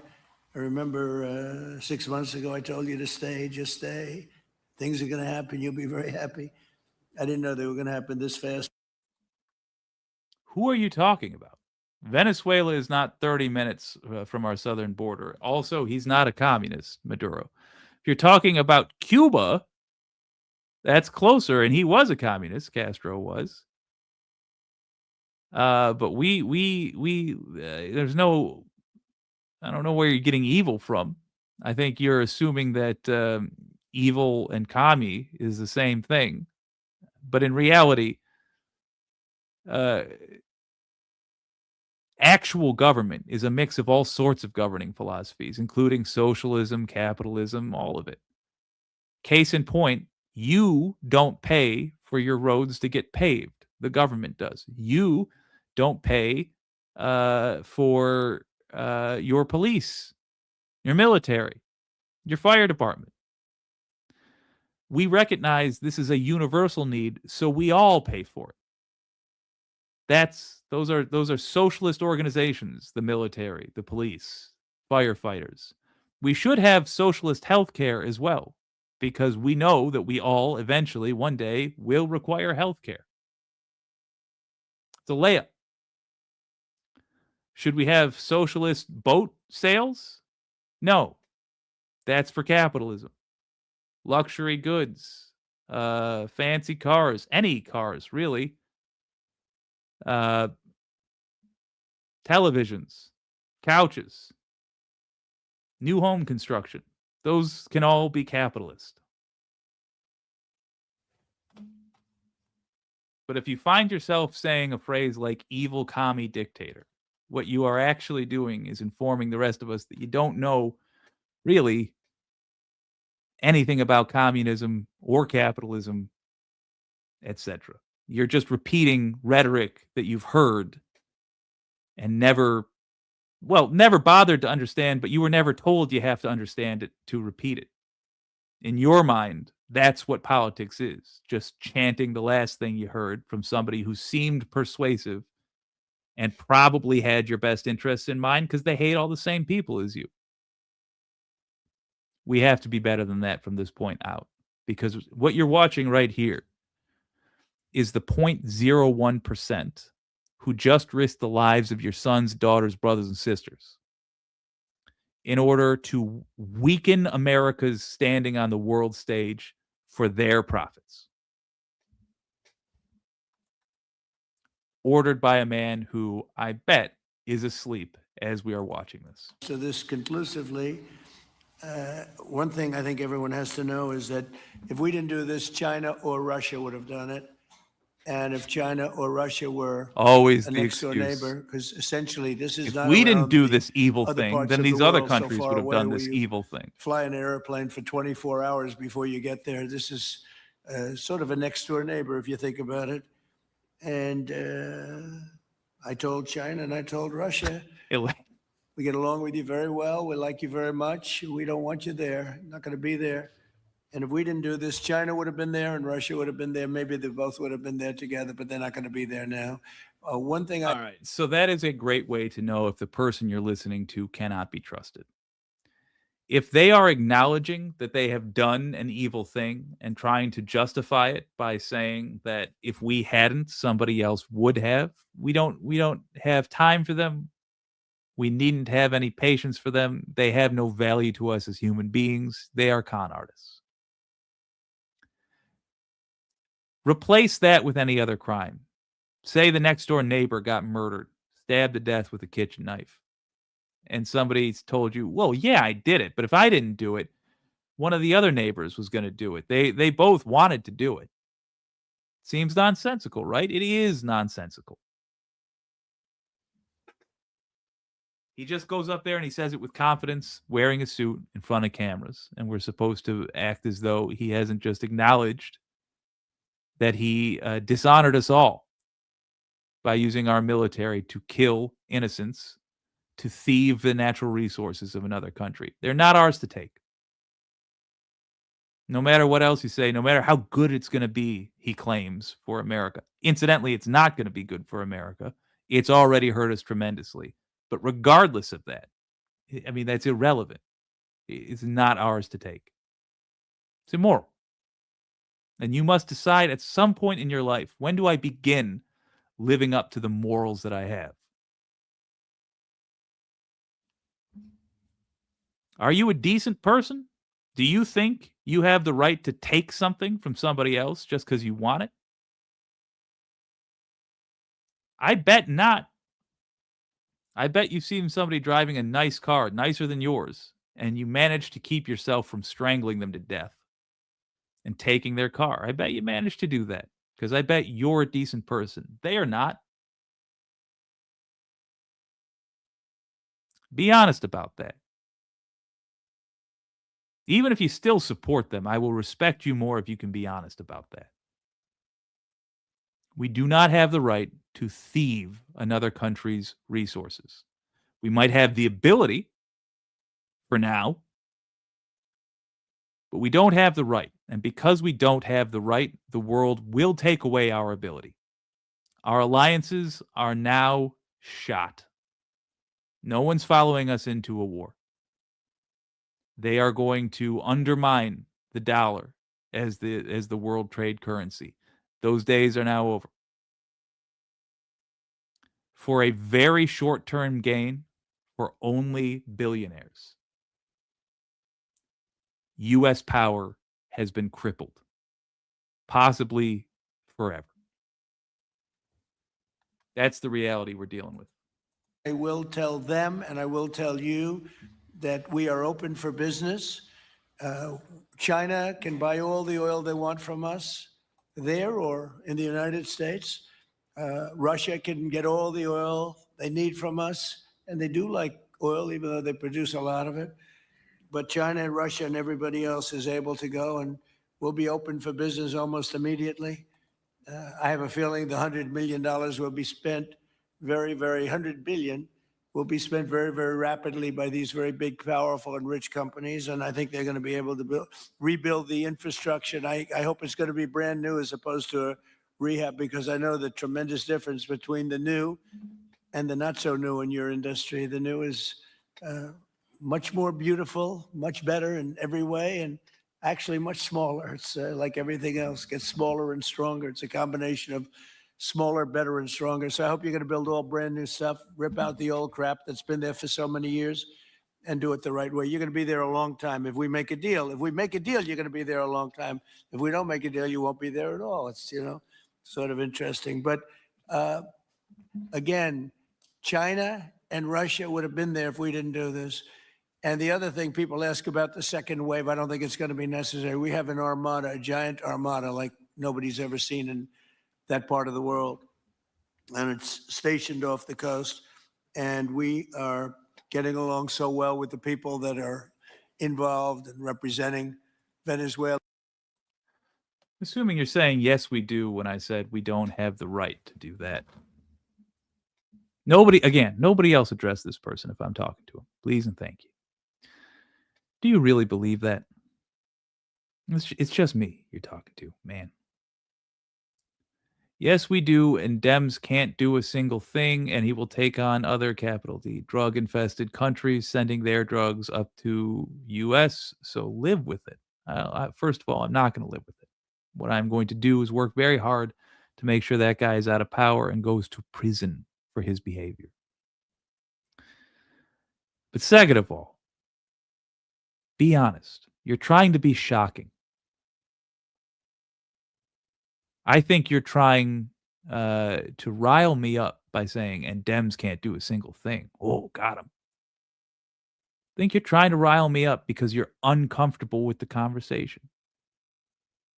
But, you know, obnoxiousness is not a debate strategy.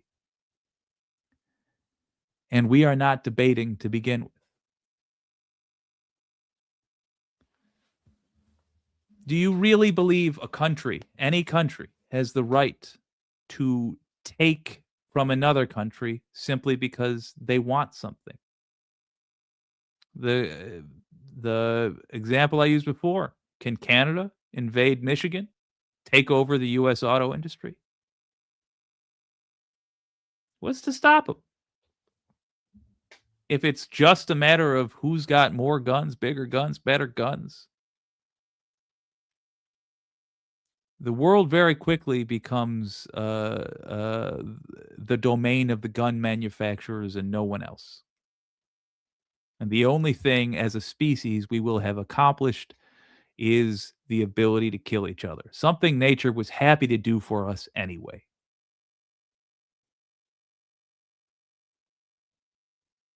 I might agree with you that I don't know exactly what you're saying when you say Dems can't do a single thing, but there's very few things I think Dems can do. I want to gut this party.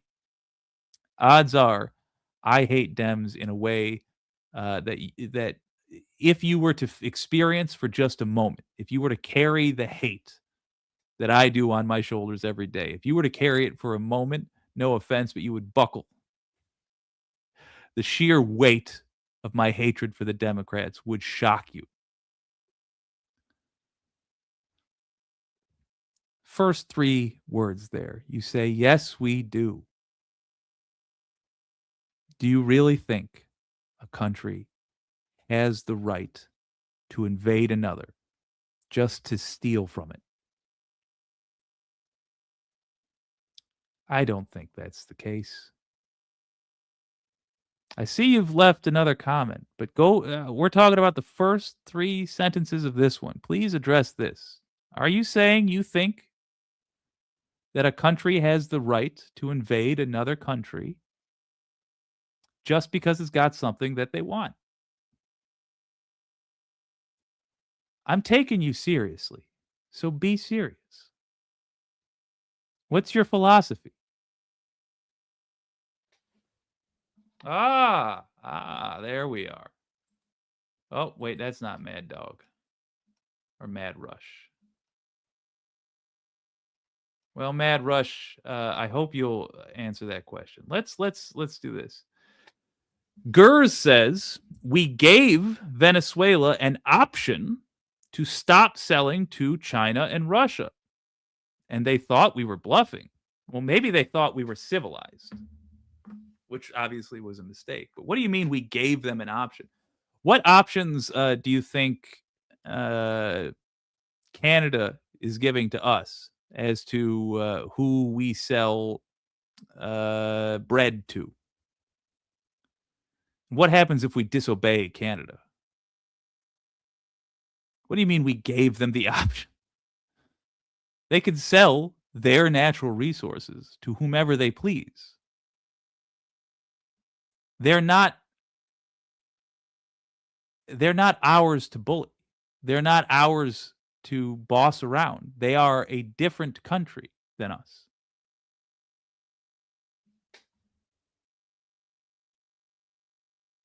Do you hear what you're saying? Do you see how that's an alarming thing when you say we gave Venezuela an option? So the option was stop selling to these 2 countries that we've decided you're not allowed to sell to, or we'll take everything that you're selling. Your resources.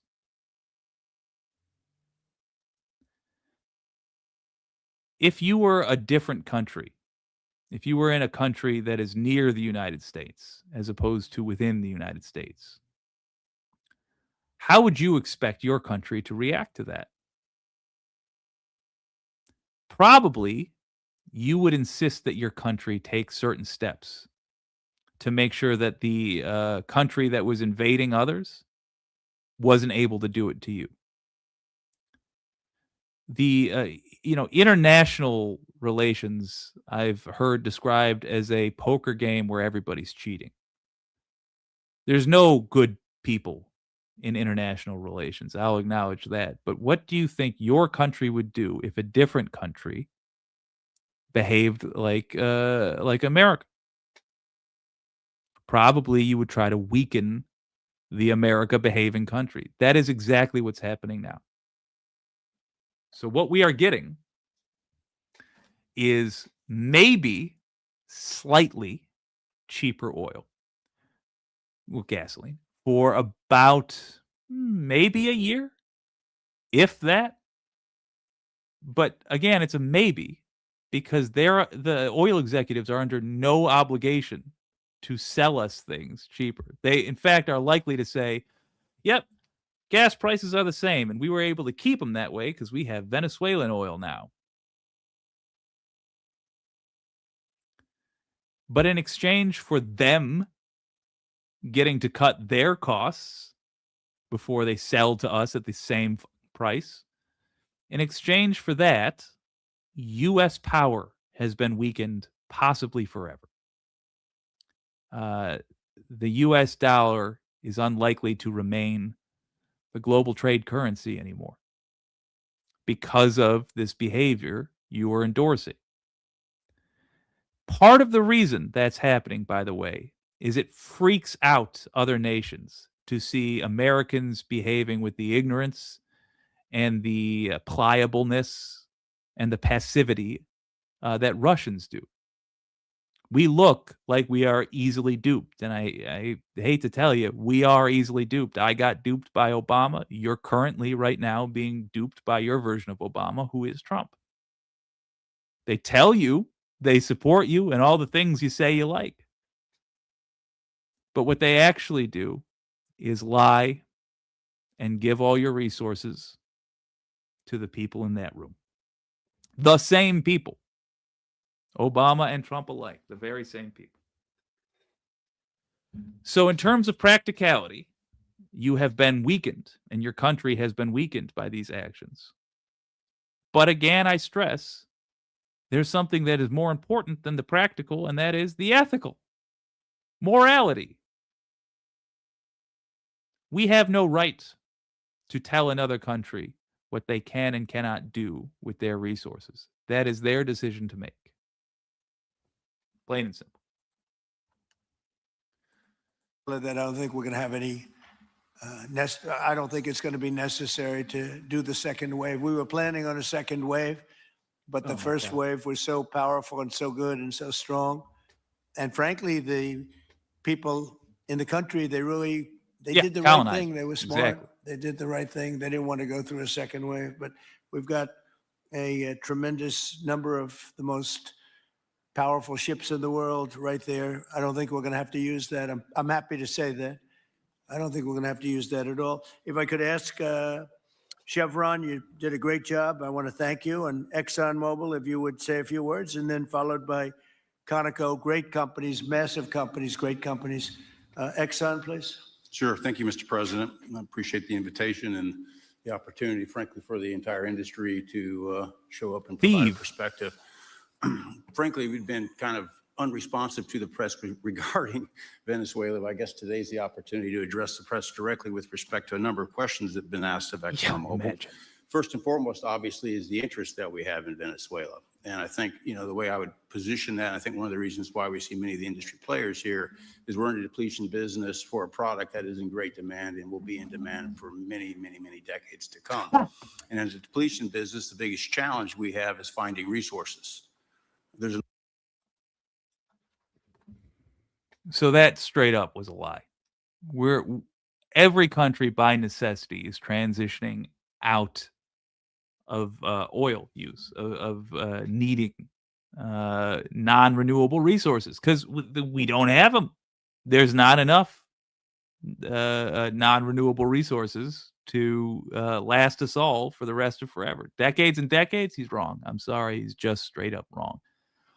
There's also the global warming thing, but nobody seems to care about that. Happy to let us cook. By the way, it was 50 degrees in Michigan on this lovely January day. But separate from that, we are only going to stay hooked on oil if this motherfucker keeps us hooked on oil. Just understand this is the Winston cigarettes guy telling you a couple of cigarettes a day are good for you. He's not to be trusted. An opportunity in Venezuela with all the resources there is we don't have that challenge of finding, we have the challenge of developing those resources. So I think it's in the best interest of these companies. Mad Rush. My suggestion to you is that you don't actually watch these things very seriously. You are talking to somebody who has told you multiple times that I don't like the Democrats. In fact, I would like to see a good amount of them in jail.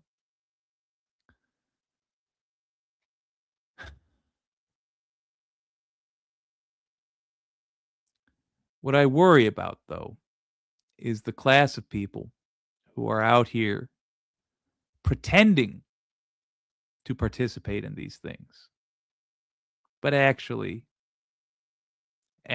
just, I don't know, behaving as though this is a sporting event, that you just cheer for your team without any consideration for what your team is doing. I would encourage you to knock it off. I'm not going to have anybody stop you. I appreciate the boost in the algorithm. I genuinely do. But even though it will hurt me monetarily for you not to arbitrarily just say stuff, listen to what people are saying. Listen to my critique of it and try to understand it. Even if you don't agree with it, you'll at least know what you're disagreeing with. But this is not a sport. This is real life with real consequences. And it is to be handled by adults. You know, you got to be grown if you're going to be doing this stuff. And you don't have to do this stuff. If you don't actually want to learn, if you don't actually want to listen to what these folks have to say, that's okay. You can go do other stuff. But this is not for children. I'm not saying you are a child, but I am saying you're treating this, it seems, like an opportunity to just cheer for or against a side. And the sides are not what you think they are. Those people, they're not on your side. I am. Because you and I are on the same side.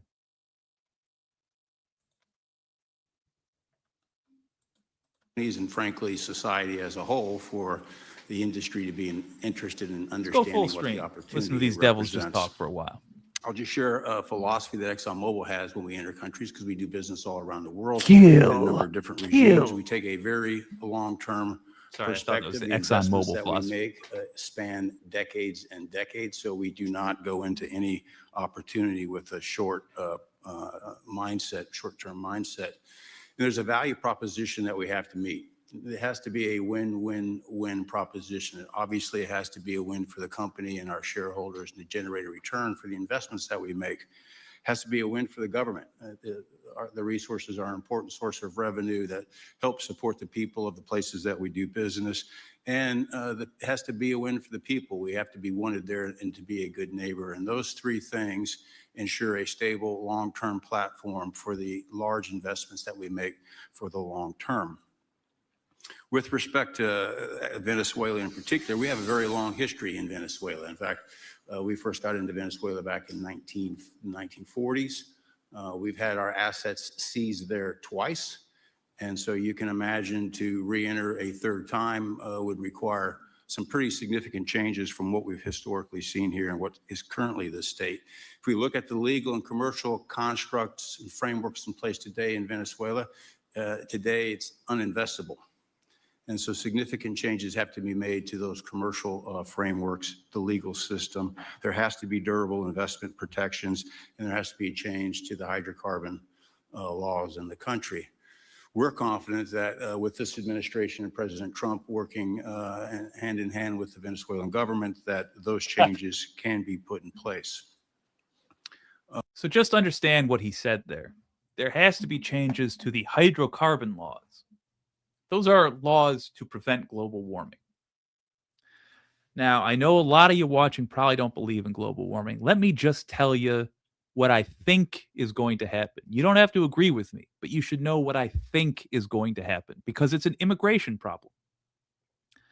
It was 50 degrees today. Somebody I just saw is from the UP. What's up, man? I'm actually trying to move to your area to support a candidate in your area. I'd love to talk to you. Join the Discord if you can. And you can message me directly. I am not famous. But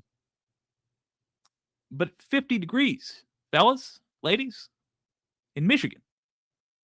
What do you think it's like in the global south? What's going to happen in 10 years when that temperature keeps climbing up? People are going to leave. Where are they going to leave to? Where it's less hot.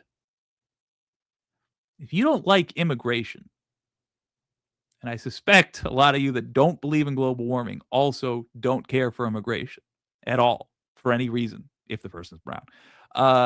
If you don't care for that, I got terrible news for you about what loosening the hydrocarbon laws in Venezuela so we can, in as dirty a manner as possible, rip the oil out of their ground at a much higher rate than they were initially, and thieving it for ourselves, what that's going to do to the temperature and what the knock-on effects are going to be. Keep watching the news and wait for headlines saying things like climate-motivated migration. I don't know what the exact sanitized phrase they're going to land on is. But when you start hearing that, remember this conversation and that some lefty who the guy you were supporting at the time told you was doing nothing but lie to you, warned you about it, and said this would happen as a result. These people are the source of all of our problems. And maybe not all. 99% of our problems. It's literally these fuckers right there. They don't care about you. And just because they're harming people you've been told not to like, it doesn't mean they're there to help you. They are not. Again, they do not care about you. I care about you. I don't have a choice. I am you. We are much closer. I promise you I'm poorer than you, but we are much closer economically, you and me, than anyone you've ever talked to and that guy. Including if you've met a wealthy celebrity. Literally anyone you've ever had, you've been allowed in a room with, is closer to you economically than, and to me economically, than any of us are to that dude. But he's telling you, in order for me to make more profit, in order for my investment to pan out, I need to make the globe hotter. I need to be allowed to do that. So we're going to force them at gunpoint to change their laws so that you can deal with more immigration. That's what it comes down to. They won't connect those dots for you because it's not in their benefit to connect those dots. But they will tell you when those immigrants start coming that they are coming to do crime and cause trouble. And they will not mention the fact that they themselves caused the immigration. And with respect to the Venezuelan government, that perspective we don't have a view on. Now that's true. Hold on. I've been waiting to agree with you. Dems don't care about you, true. And many want to bring America down and turn it into a third world country. Less true? That's kind of nonsensical, is the problem. I would say they don't want to bring America down or turn it into a third world country. It's that they don't care if they bring America down and turn it into a third world country. You understand the difference? Correct. Dems don't care about us. Fully agreed. But the suggestion that they want to bring America down or turn it into a third world country, that comes from rhetoric you've heard from liars. Why would they want to do that? They're in America. It's that they don't care if that's a consequence of their actions. And the reason that you've been misled on that last part, that it's their desire to bring down America, it's because that they have the same motivations as your folks.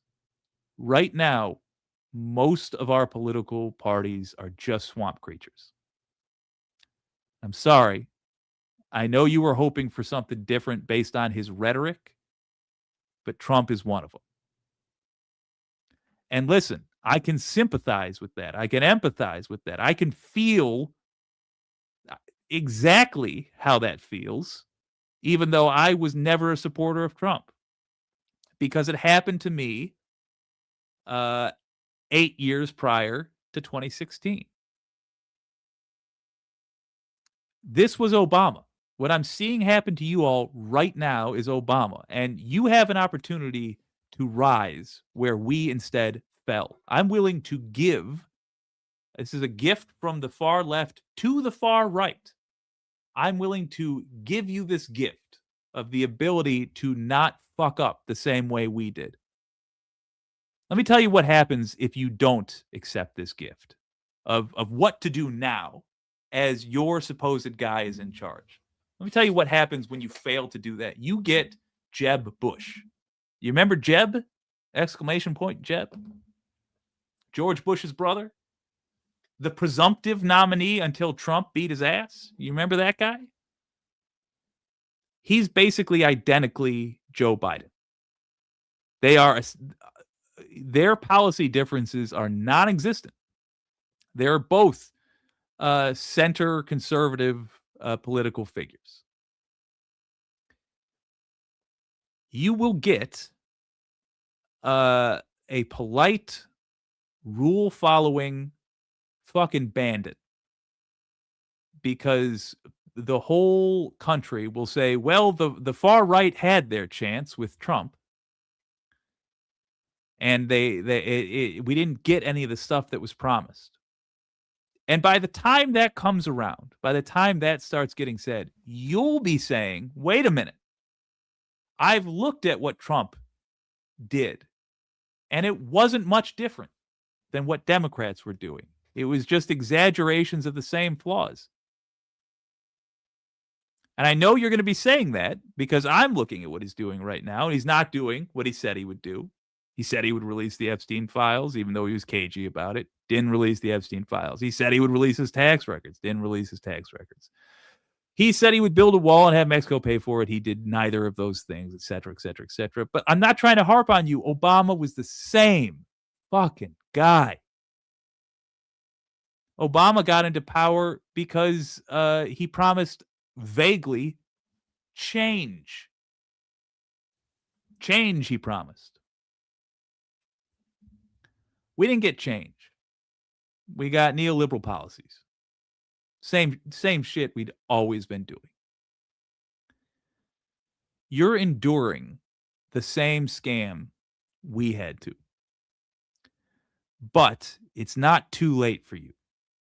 If you get a hold of this thing now, you can actually change this to a political movement that has some lasting effects. And they won't be the ones that you were promised. Mostly because Trump was promising to solve non-existent problems, like uncontrolled migration. I'm sorry. I know you hear about it all the time. It's just not happening. We have one problem with migration, and that is a lack of judges to process immigrants. That's it. All the other problems come from the mishandling of the secondary effects of not having enough judges to hear cases, to decide should someone be in our country or should they not. You've been lied to. But there is an opportunity for change. And that is if you simply start being critical of your guy. Be willing to scare him. Be willing to acknowledge out loud when he's fucking you over. And he is fucking you over. If you're on the very extreme end, let me point out that on his way out of office last time, he had an opportunity to pardon J6ers. He could have done it right then, spared them all that prison time that they served. He didn't do it then, did he? He waited till he was back in office. Why not? Why not? Well, because it would have put him in danger. It would have been an act of courage for him to say, world, judge me if you will, but I'm pardoning these people who rioted on my behalf. He didn't do that because he doesn't care about you. And he relies on you irrationally defending him. And I'm not saying it's just you. I irrationally defended Obama up until like the last day he was in office. Realistically, up until his last year of being in office and like the 6-month mark before he left, I was irrationally defending Obama.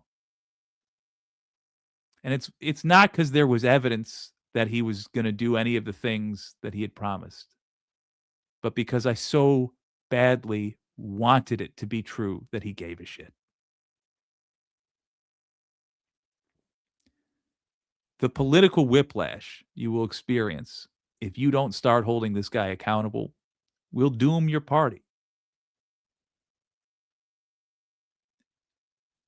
I frankly want the Republican and the Democratic parties to die. I would like to see them utterly washed away and replaced. But I am willing to deal with just the Democrats going away if it means that you all actually took control of the Republican Party. But you don't have control right now because all of this Trump did without your permission, and he was supposed to ask for your permission by informing your representatives of what he intended to do and having them vote on it. He didn't ask your permission. He broke the law, by the way, to deny you that right. Because you're right, Dems don't care about us, but Trump doesn't care about you. But you can make him care by scaring him.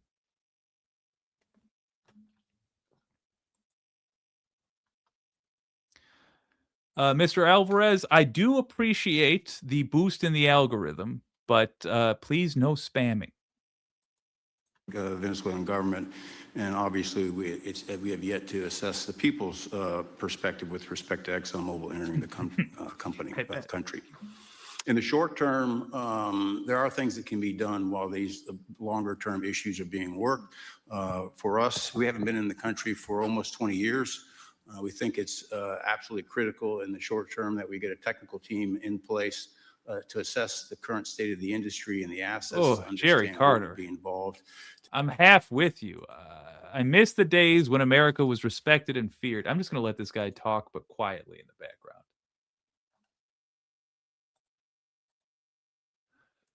background. Jerry Carter says, I miss the days when America was respected and feared. Nations trembled at the mention of our name. We had the power to shape society to our will. Look, you shouldn't want to be feared. Why should any country fear a decent country? Why should any country, any people fear the good guys? Only people who should ever be afraid of us are villains. And heroes should not pine for that. Now, respect, I agree. I miss those days. So the Osama thing was illegal. I'm not sure what you're talking about. If you're talking about the raid in Pakistan, yes, it was illegal. I'm not sure that I disagree with it because Pakistan was harboring the fucking architect of 9/11, but without a doubt, it was illegal.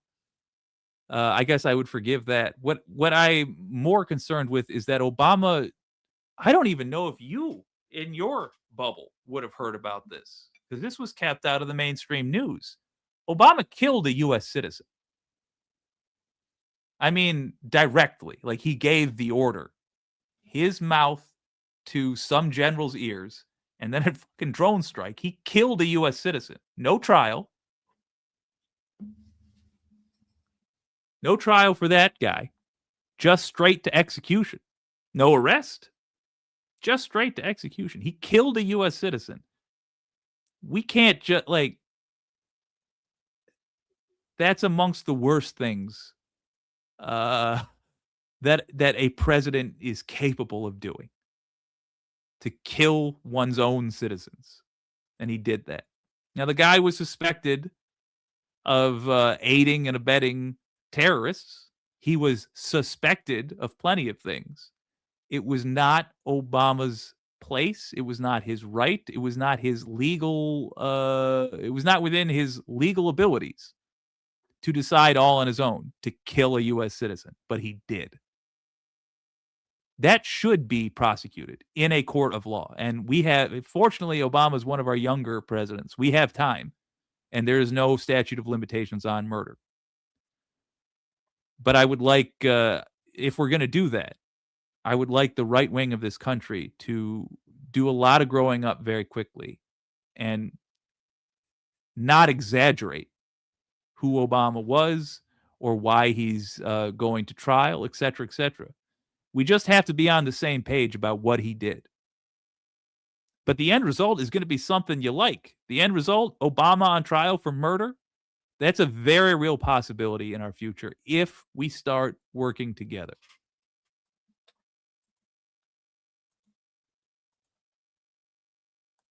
Correct. I am not bright. The nephew of a plotter. Yeah. Oh, no. Trump is sleepy.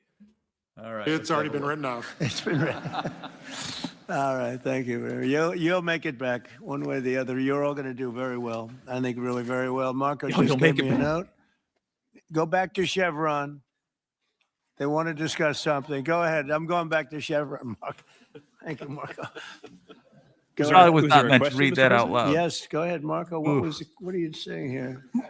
Mark, if you can update us on operations in the ground and with the appropriate approvals, what you might be able to achieve in the next 12 to 18 months, give us a little view from the ground. You bet.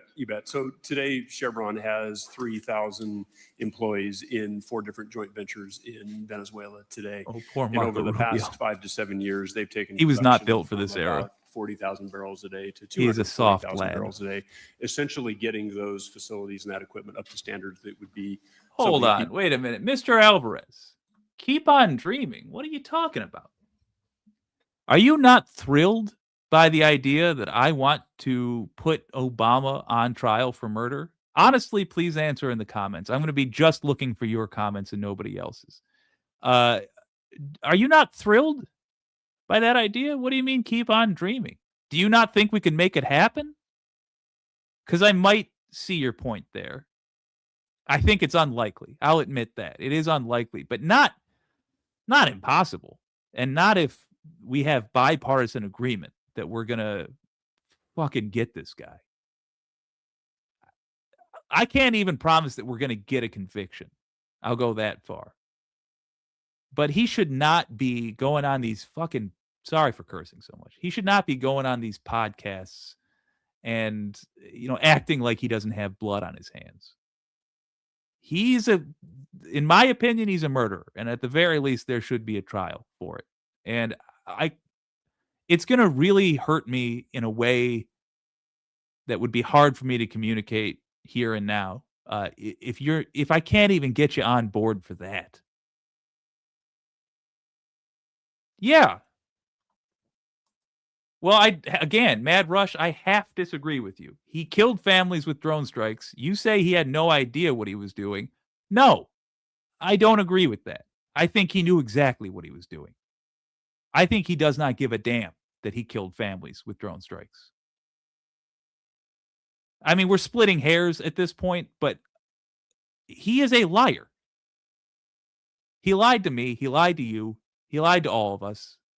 Obama is a straight up murderous liar. There was more drone strikes under Obama than there were under George W. Bush. George W. Bush is the guy that got us into that war. Now, admittedly, the technology was just arriving as Obama got into office, but Obama said, like this guy said, he was anti-war. Here we are again. He's not a good person, Barack Obama. Neither is Trump, but I think you know that.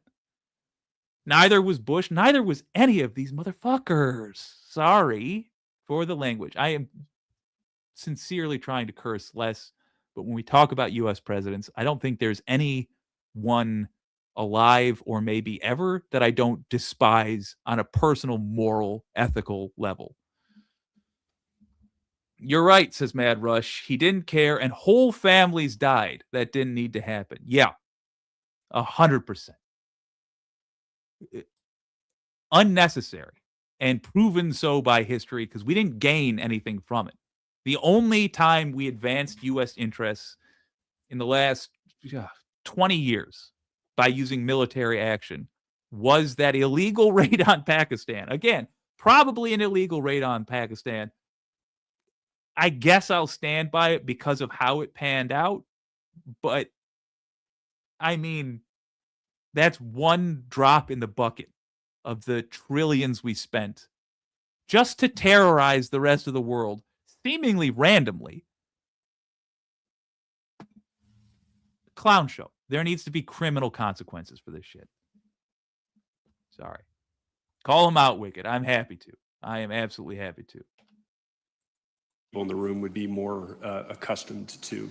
Given the work we've done with Secretary Wright and Secretary Burgum and even Secretary Bessent, I think we have a path forward here very shortly to be able to increase our liftings from those joint ventures 100%, essentially effective. Oh, I like the first half of that with the hot cup of joe and the cigarette sandwich for breakfast. I don't know about the pride of knowing we were superior to everyone else. I like the humility of being convinced we're superior to no one. I think it's for other people to decide who's the, if you're the best.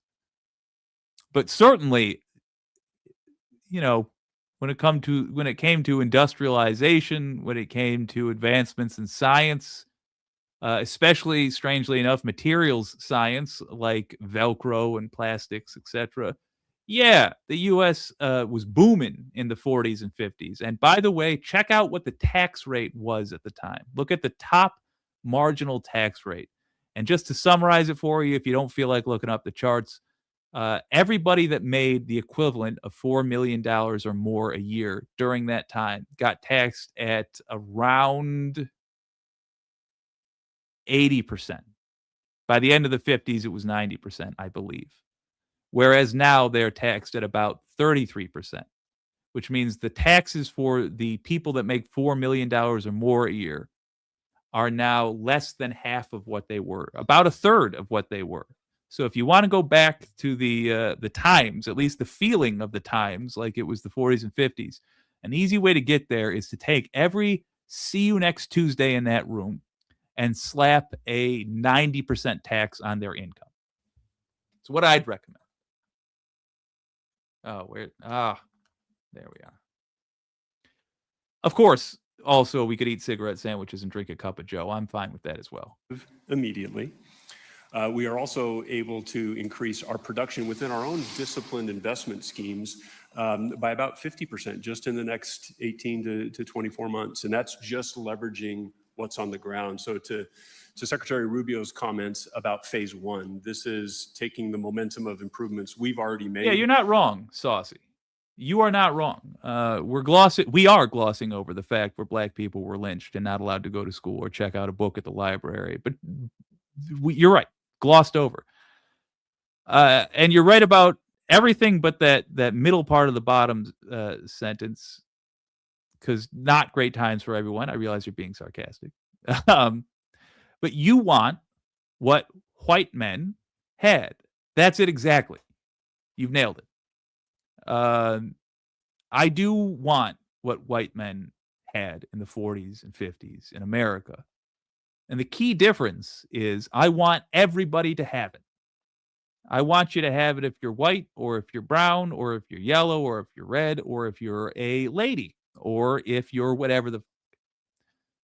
Uh, I want the sort of veterans home loans to return. I want the government provided infrastructure jobs to return. We, at one point in this country, had to build all of those highways that we're driving around on now. I want the same thing, but for electric car charging stations. I want the same thing, but for solar plants. I want the same thing, but for, I don't know, a train system going between all major cities. Yeah. So, I mean, you're correct at pointing out the woes of U.S. society at the time. No argument there. I'd be a fool to try. But the key difference is that what I want from those days is for the same benefits to the economic class I'm a part of, which is to say, the fucking bottom of the barrel, but given to everybody. And thank you for pointing that out. There locally and building on those and creating more momentum for the people of Venezuela. Do you think you have an advantage being there? You've been there by the skin of your teeth. It's been tough for you to be there, but do you think you have an advantage over the other people in this room by the fact that you are there? Yeah, I think there are, Mr. President, I think there would be days where it didn't feel like an advantage, and there are days where it does feel like an advantage. But having people on the ground today that care desperately about the people of Venezuela, Sorry, I'm just and know how laughing to because operate the assets, that's not something he would have wanted said Would you say directly. the best locations are available, or would you say the best locations are already sort of worked, even though they're in very bad shape? The best locations for finding oil, the best locations for oil. There are more opportunities than not, Mr. President. With 300 billion barrels of reserves and resources in country, there are lots of opportunities for many companies. Will you be building new, or will you be using the old infrastructure that you have? Yeah, today it's a little bit of a mix, but today it's mostly us taking the Groove Dragon, we are a rocking nation built on silt. A lot of times I look up what you're talking about after the fact and find that it was a very clever comment. I don't want you to think I'm ignoring you, but I don't have your vocabulary. and generally it takes me a while to figure out what you're saying. But again, it's not on you. I've done the research. It is my bad, and I should probably learn more.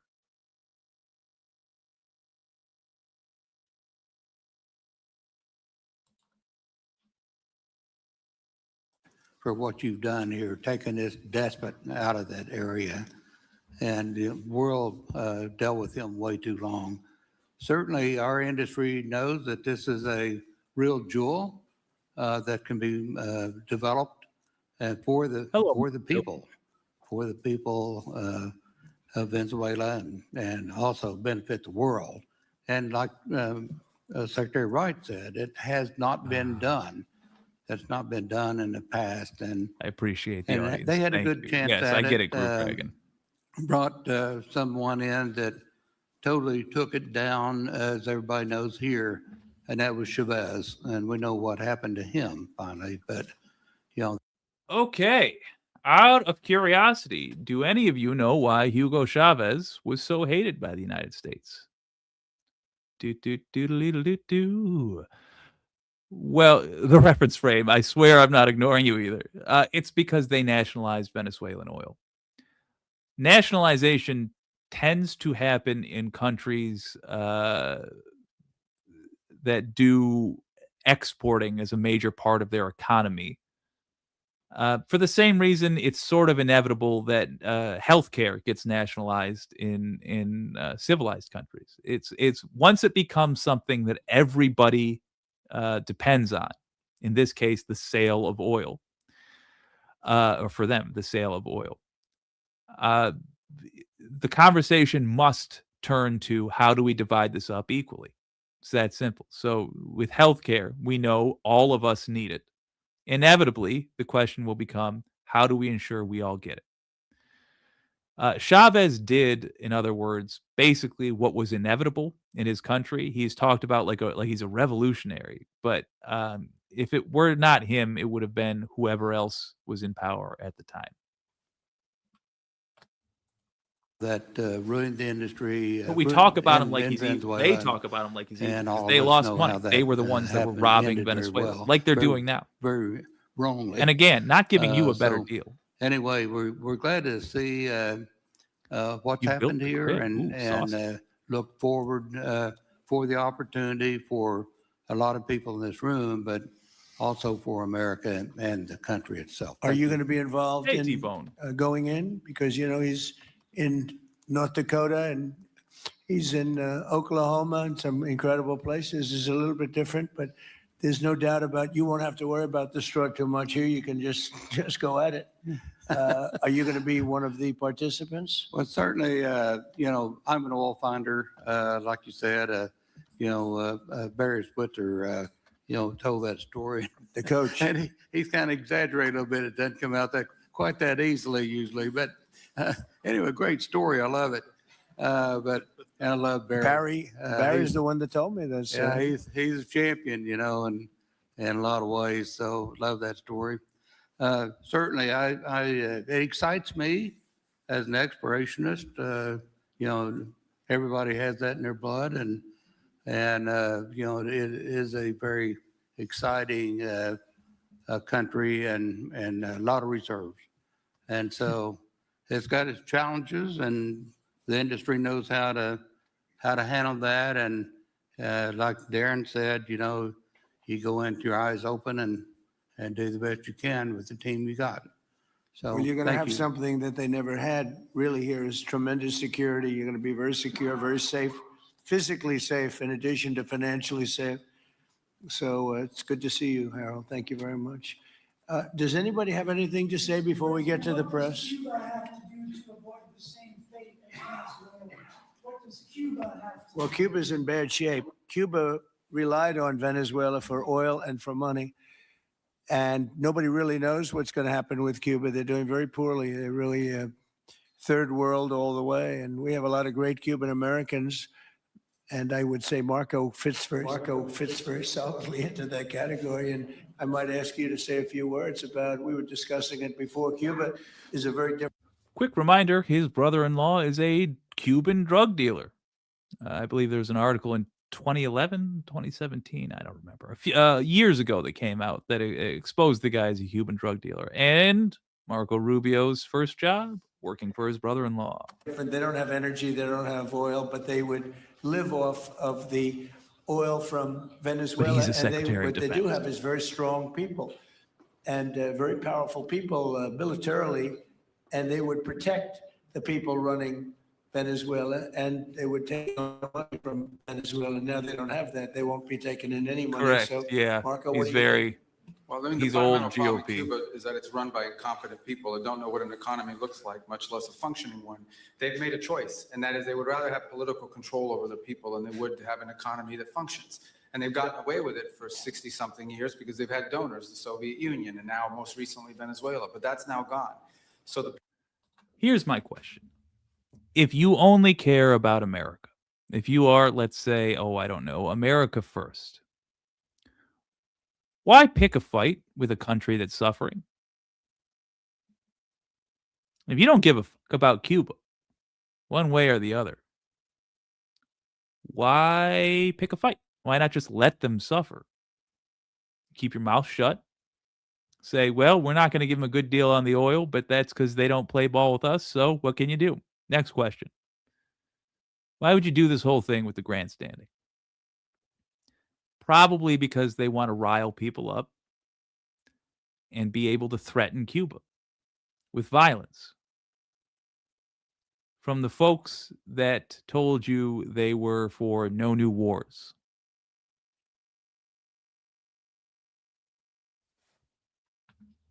It's just more crap. This is Obama drone striking a U.S. citizen, as another viewer pointed out, blowing up families. They're playing games with our resources. They're acting like they don't know that you all can't afford health care, that the Epstein files have still yet to be released, that our infrastructure in the nation is crumbling. There are power lines on rotting poles sagging over our streets, but they're playing games in the backyard. There's no strategic reason in the modern world to do any of this stuff, and they know that. There are profit-based reasons for individual companies who bribe these people. If you're not aware, by the way, Trump's net worth has doubled in his first year of his second term. Let me say that again. That guy's total net worth, the amount of money that dude has in the bank, doubled while he was in office. Hey, have you got an email from him asking for money recently? Did you know that he made $4 billion last year based off of his actions in office? Why is he asking you for money? How much money collectively did the nation give him over the last year? Because I bet it wasn't more than $4 billion. This is Obama too, the conservative version. Never mind that there's nothing conservative about his policies. It's all big government stuff. It's disgusting. People in control in Cuba have a choice to make. They can either have a real country with a real economy where their people can prosper, or they can continue with their failing dictatorship that's going to lead to systemic. All right. Just to address this in broad strokes. Number one, you cannot take them more efficiently than buying them would have been. It involves violence. It involves flying planes that cost $50,000 an hour to fly. For the invasion of Venezuela, where Maduro was kidnapped, just in plane cost alone, it costs us $7.5 million. Second, obviously, we don't have the right. Obviously, we don't have the right. And you must know that. As you were typing this, you must have known, this will get them mad because this is a very cruel thing to say. Because you can take what's not yours and make money selling things that aren't yours. Come on. If we are a moral nation, it will only be because we are, as a peoples, moral, and that we insist upon morality from our leaders. Thieving by force is not moral. And you know that. Making money, the fact that it maybe profits us, is not a justification for violence. But, incidentally, we're not going to make money. Maybe they will make money. The billionaires in that room, maybe they'll make money. But what we're going to get is all. And I can tell you what the cost has been for us already. The cost is way more valuable than anything Trump could build back up, even if he doesn't die before his this term is up. And by the way, he looks like he's barely hanging on. The cost is the US dollar no longer being the global trade currency. That's worth so much more than any one thing any president has ever done. The fact that the rest of the world decided to make our dollar the global trade currency has stabilized our dollar. It keeps it propped up, basically. That's going away. It's already, multiple groups of countries have already announced that they are looking into replacing the dollar as the standard currency for trade. It's a boring thing. I know. That's called soft power. I know it's boring. It's also way more important than any of this exciting crap. Exciting because I think it's evil and you think it's rad, maybe. Who knows? It's just a game they're playing. And you and I are the victims. The US dollar getting replaced as the global trade currency because now Europe doesn't know if we're going to try to steal Greenland. Canada can't trust us. The people to our south certainly don't trust us, and rightly so. That getting replaced is devastating. And we might not ever be able to achieve the power we had again.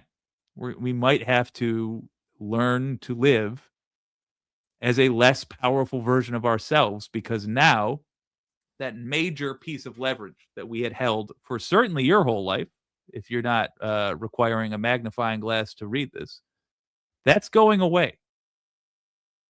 And that very boring, mundane, grown-up thing that was a source of the major portion of the U.S.'s strength is now going away because of that child's behavior. The global temper tantrum they hold, the thieving that they're doing. You don't have to like my guy, but you got to be honest about who your guy is, or we're just never going to improve.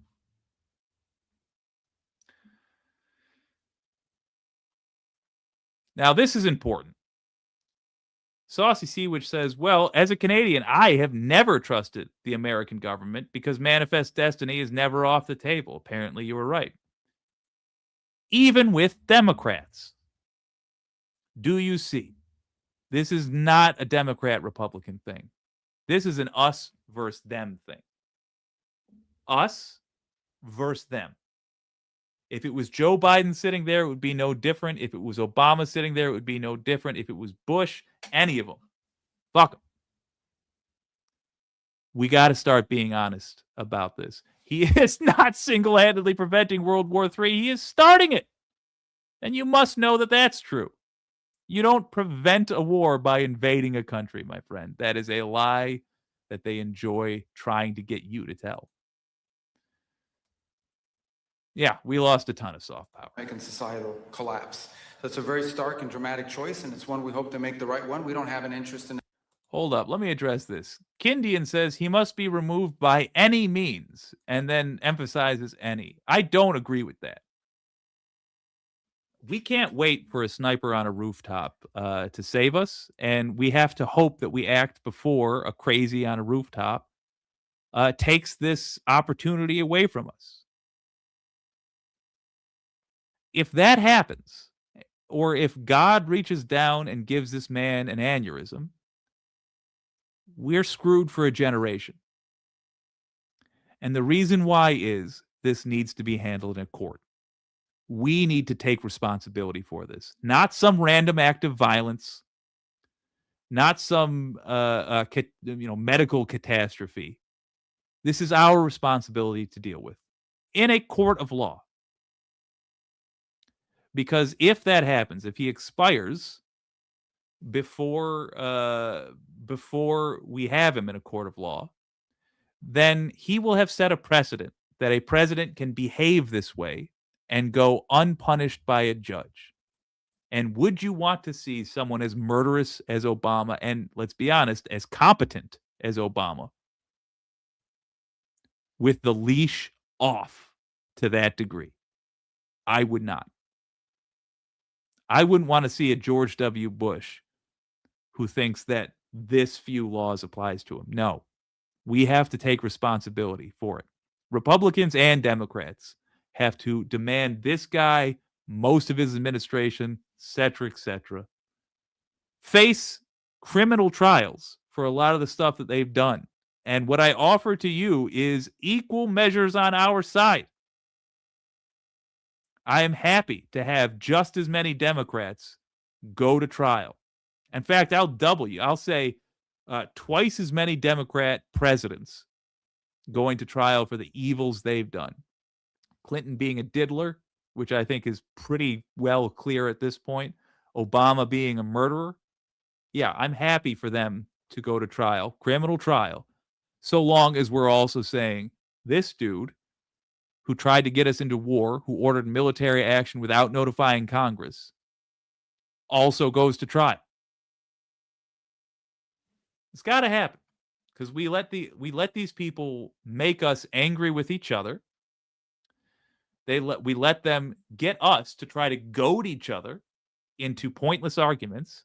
And while you and I are arguing, they're robbing both of us. It's happening literally right now. Destabilize Cuba, but that would be their fault because they refuse to allow the people of Cuba to have either economic or political freedom, for that matter. And you have a lot of people. Not one person was killed or harmed by the U.S. going into Venezuela, and not Maduro is going to trial. And I'm going to assume you meant and Maduro is going to trial. What are you talking about? We killed at least 100 people. Did you not see the explosions? Hold on.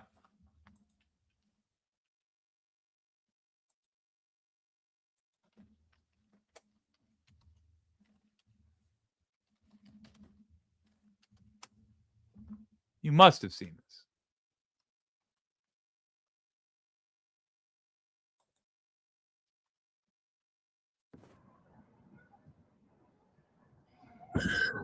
Love.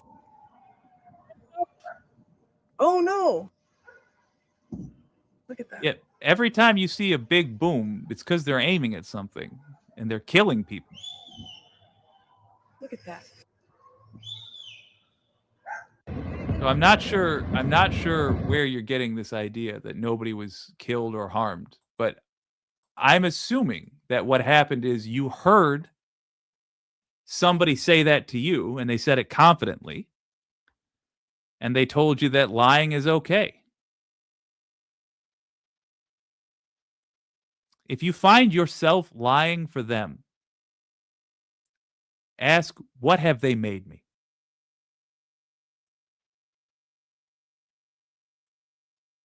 What have they made me? If you found yourself lying for a politician, what have they made you? When you were a kid, did you think that you'd be the sort of person that tells lies for a politician? Did you know you were lying? I'll tell you this, I've obscured the truth. I've refused to read up on the details because I suspected, I knew that I was going to see something bad back with Obama.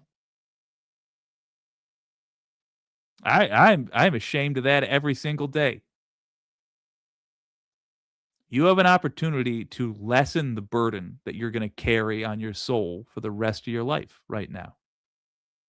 Right now, you can make the whole rest of your life easier by being honest. Just be honest. Understand that they would not do the same for you, and you gain nothing by lying for them. People in this country that want to go back to Cuba and help Cuba. A lot of people have left, they came in penniless, they didn't have anything, and they've become very rich people in our country, and they want to very much go back and help Cuba. So that's something that Cuba has that a lot of other places don't have. Peter? President Trump, thank you. I do want to ask you about Minnesota, but first, just more on topic. President Zelensky said that he was watching with the rest of the world as you made this order to go and capture Nicolas Maduro. And he said, if that's how it works with dictators, then the United States knows what to do next. Sounds like he wants you to go and capture Vladimir Putin. Would you ever order a mission to go and capture Vladimir I would, Putin? let's pause. Well, I don't think it's going to be necessary. I would actually respect that. I think that's one of the good uses of the U.S. military, would be to engage Russian forces in Ukraine to kick them out. I'm not saying that's what I would do if I were in the Oval Office. I, on general principle, don't believe that killing people actually solves long-term problems. But if a president did that, I would actually see the logic there. I would see the logic. Necessary. I think we're going to have I've always had a great relationship with him. I'm very disappointed. I settled 8 wars. I thought this would be in the middle of the pack, or maybe. He's been saying that a lot, and I think this is the last thing I want to talk about. When he lies to you like this, that should affect how you view everything else he says. He just said he settled 8 wars. What does that even mean? Can you name the 8 wars? Oh, wait a minute. What the fuck? Certainly he doesn't include Israel-Palestine in there, because Israel never stopped killing Palestinians. USA can't fight Russia. Russia is a bunch of pussies, to be blunt with you. They are so corrupted in Russia. They are so controlled by the oligarchy that some of their tanks don't even have the explosive armor on the exterior to stop armor-piercing rounds. They just have, and this is literal, sacks full of paper. They just had stuffing put on the side like a parade float, turning it from a tank to a tank-shaped vehicle. What do you mean USA can't fight Russia? One thing I'm not confident of a lot in this world. I am confident that the U.S. military is a bloated monstrosity that can chew up Russia and spit it out. Comrade. Now, I know that the Russian Web Brigade, those evil cunts who I am actively searching out at all times and doing my best to get killed in their own country. Those, I know it's against my morals, but I do hate them that much. Those people are Russia's best weapon right now. I'll give them that credit. I'll give you that salute. However, they're a failing weapon because the Americans, well, we're catching on to when we have Russian infiltrators in here spreading propaganda. And let me tell you, if we catch you, you're not going back to Russia. I'm getting a little crazy. Oh, yeah. Oh, I sure do. I sure do. You should talk to me about it in Detroit, Michigan. Go to the Discord. Look me up. I'm not popular. I will definitely write you back and make arrangements. This has been WYCD Wicked. I might watch the rest of this, but I think you all got the idea. This has been WYCD Wicked. That stands for What You Can Do. My name's Jake, and I'll see you anytime, anywhere, you Ruski fuck.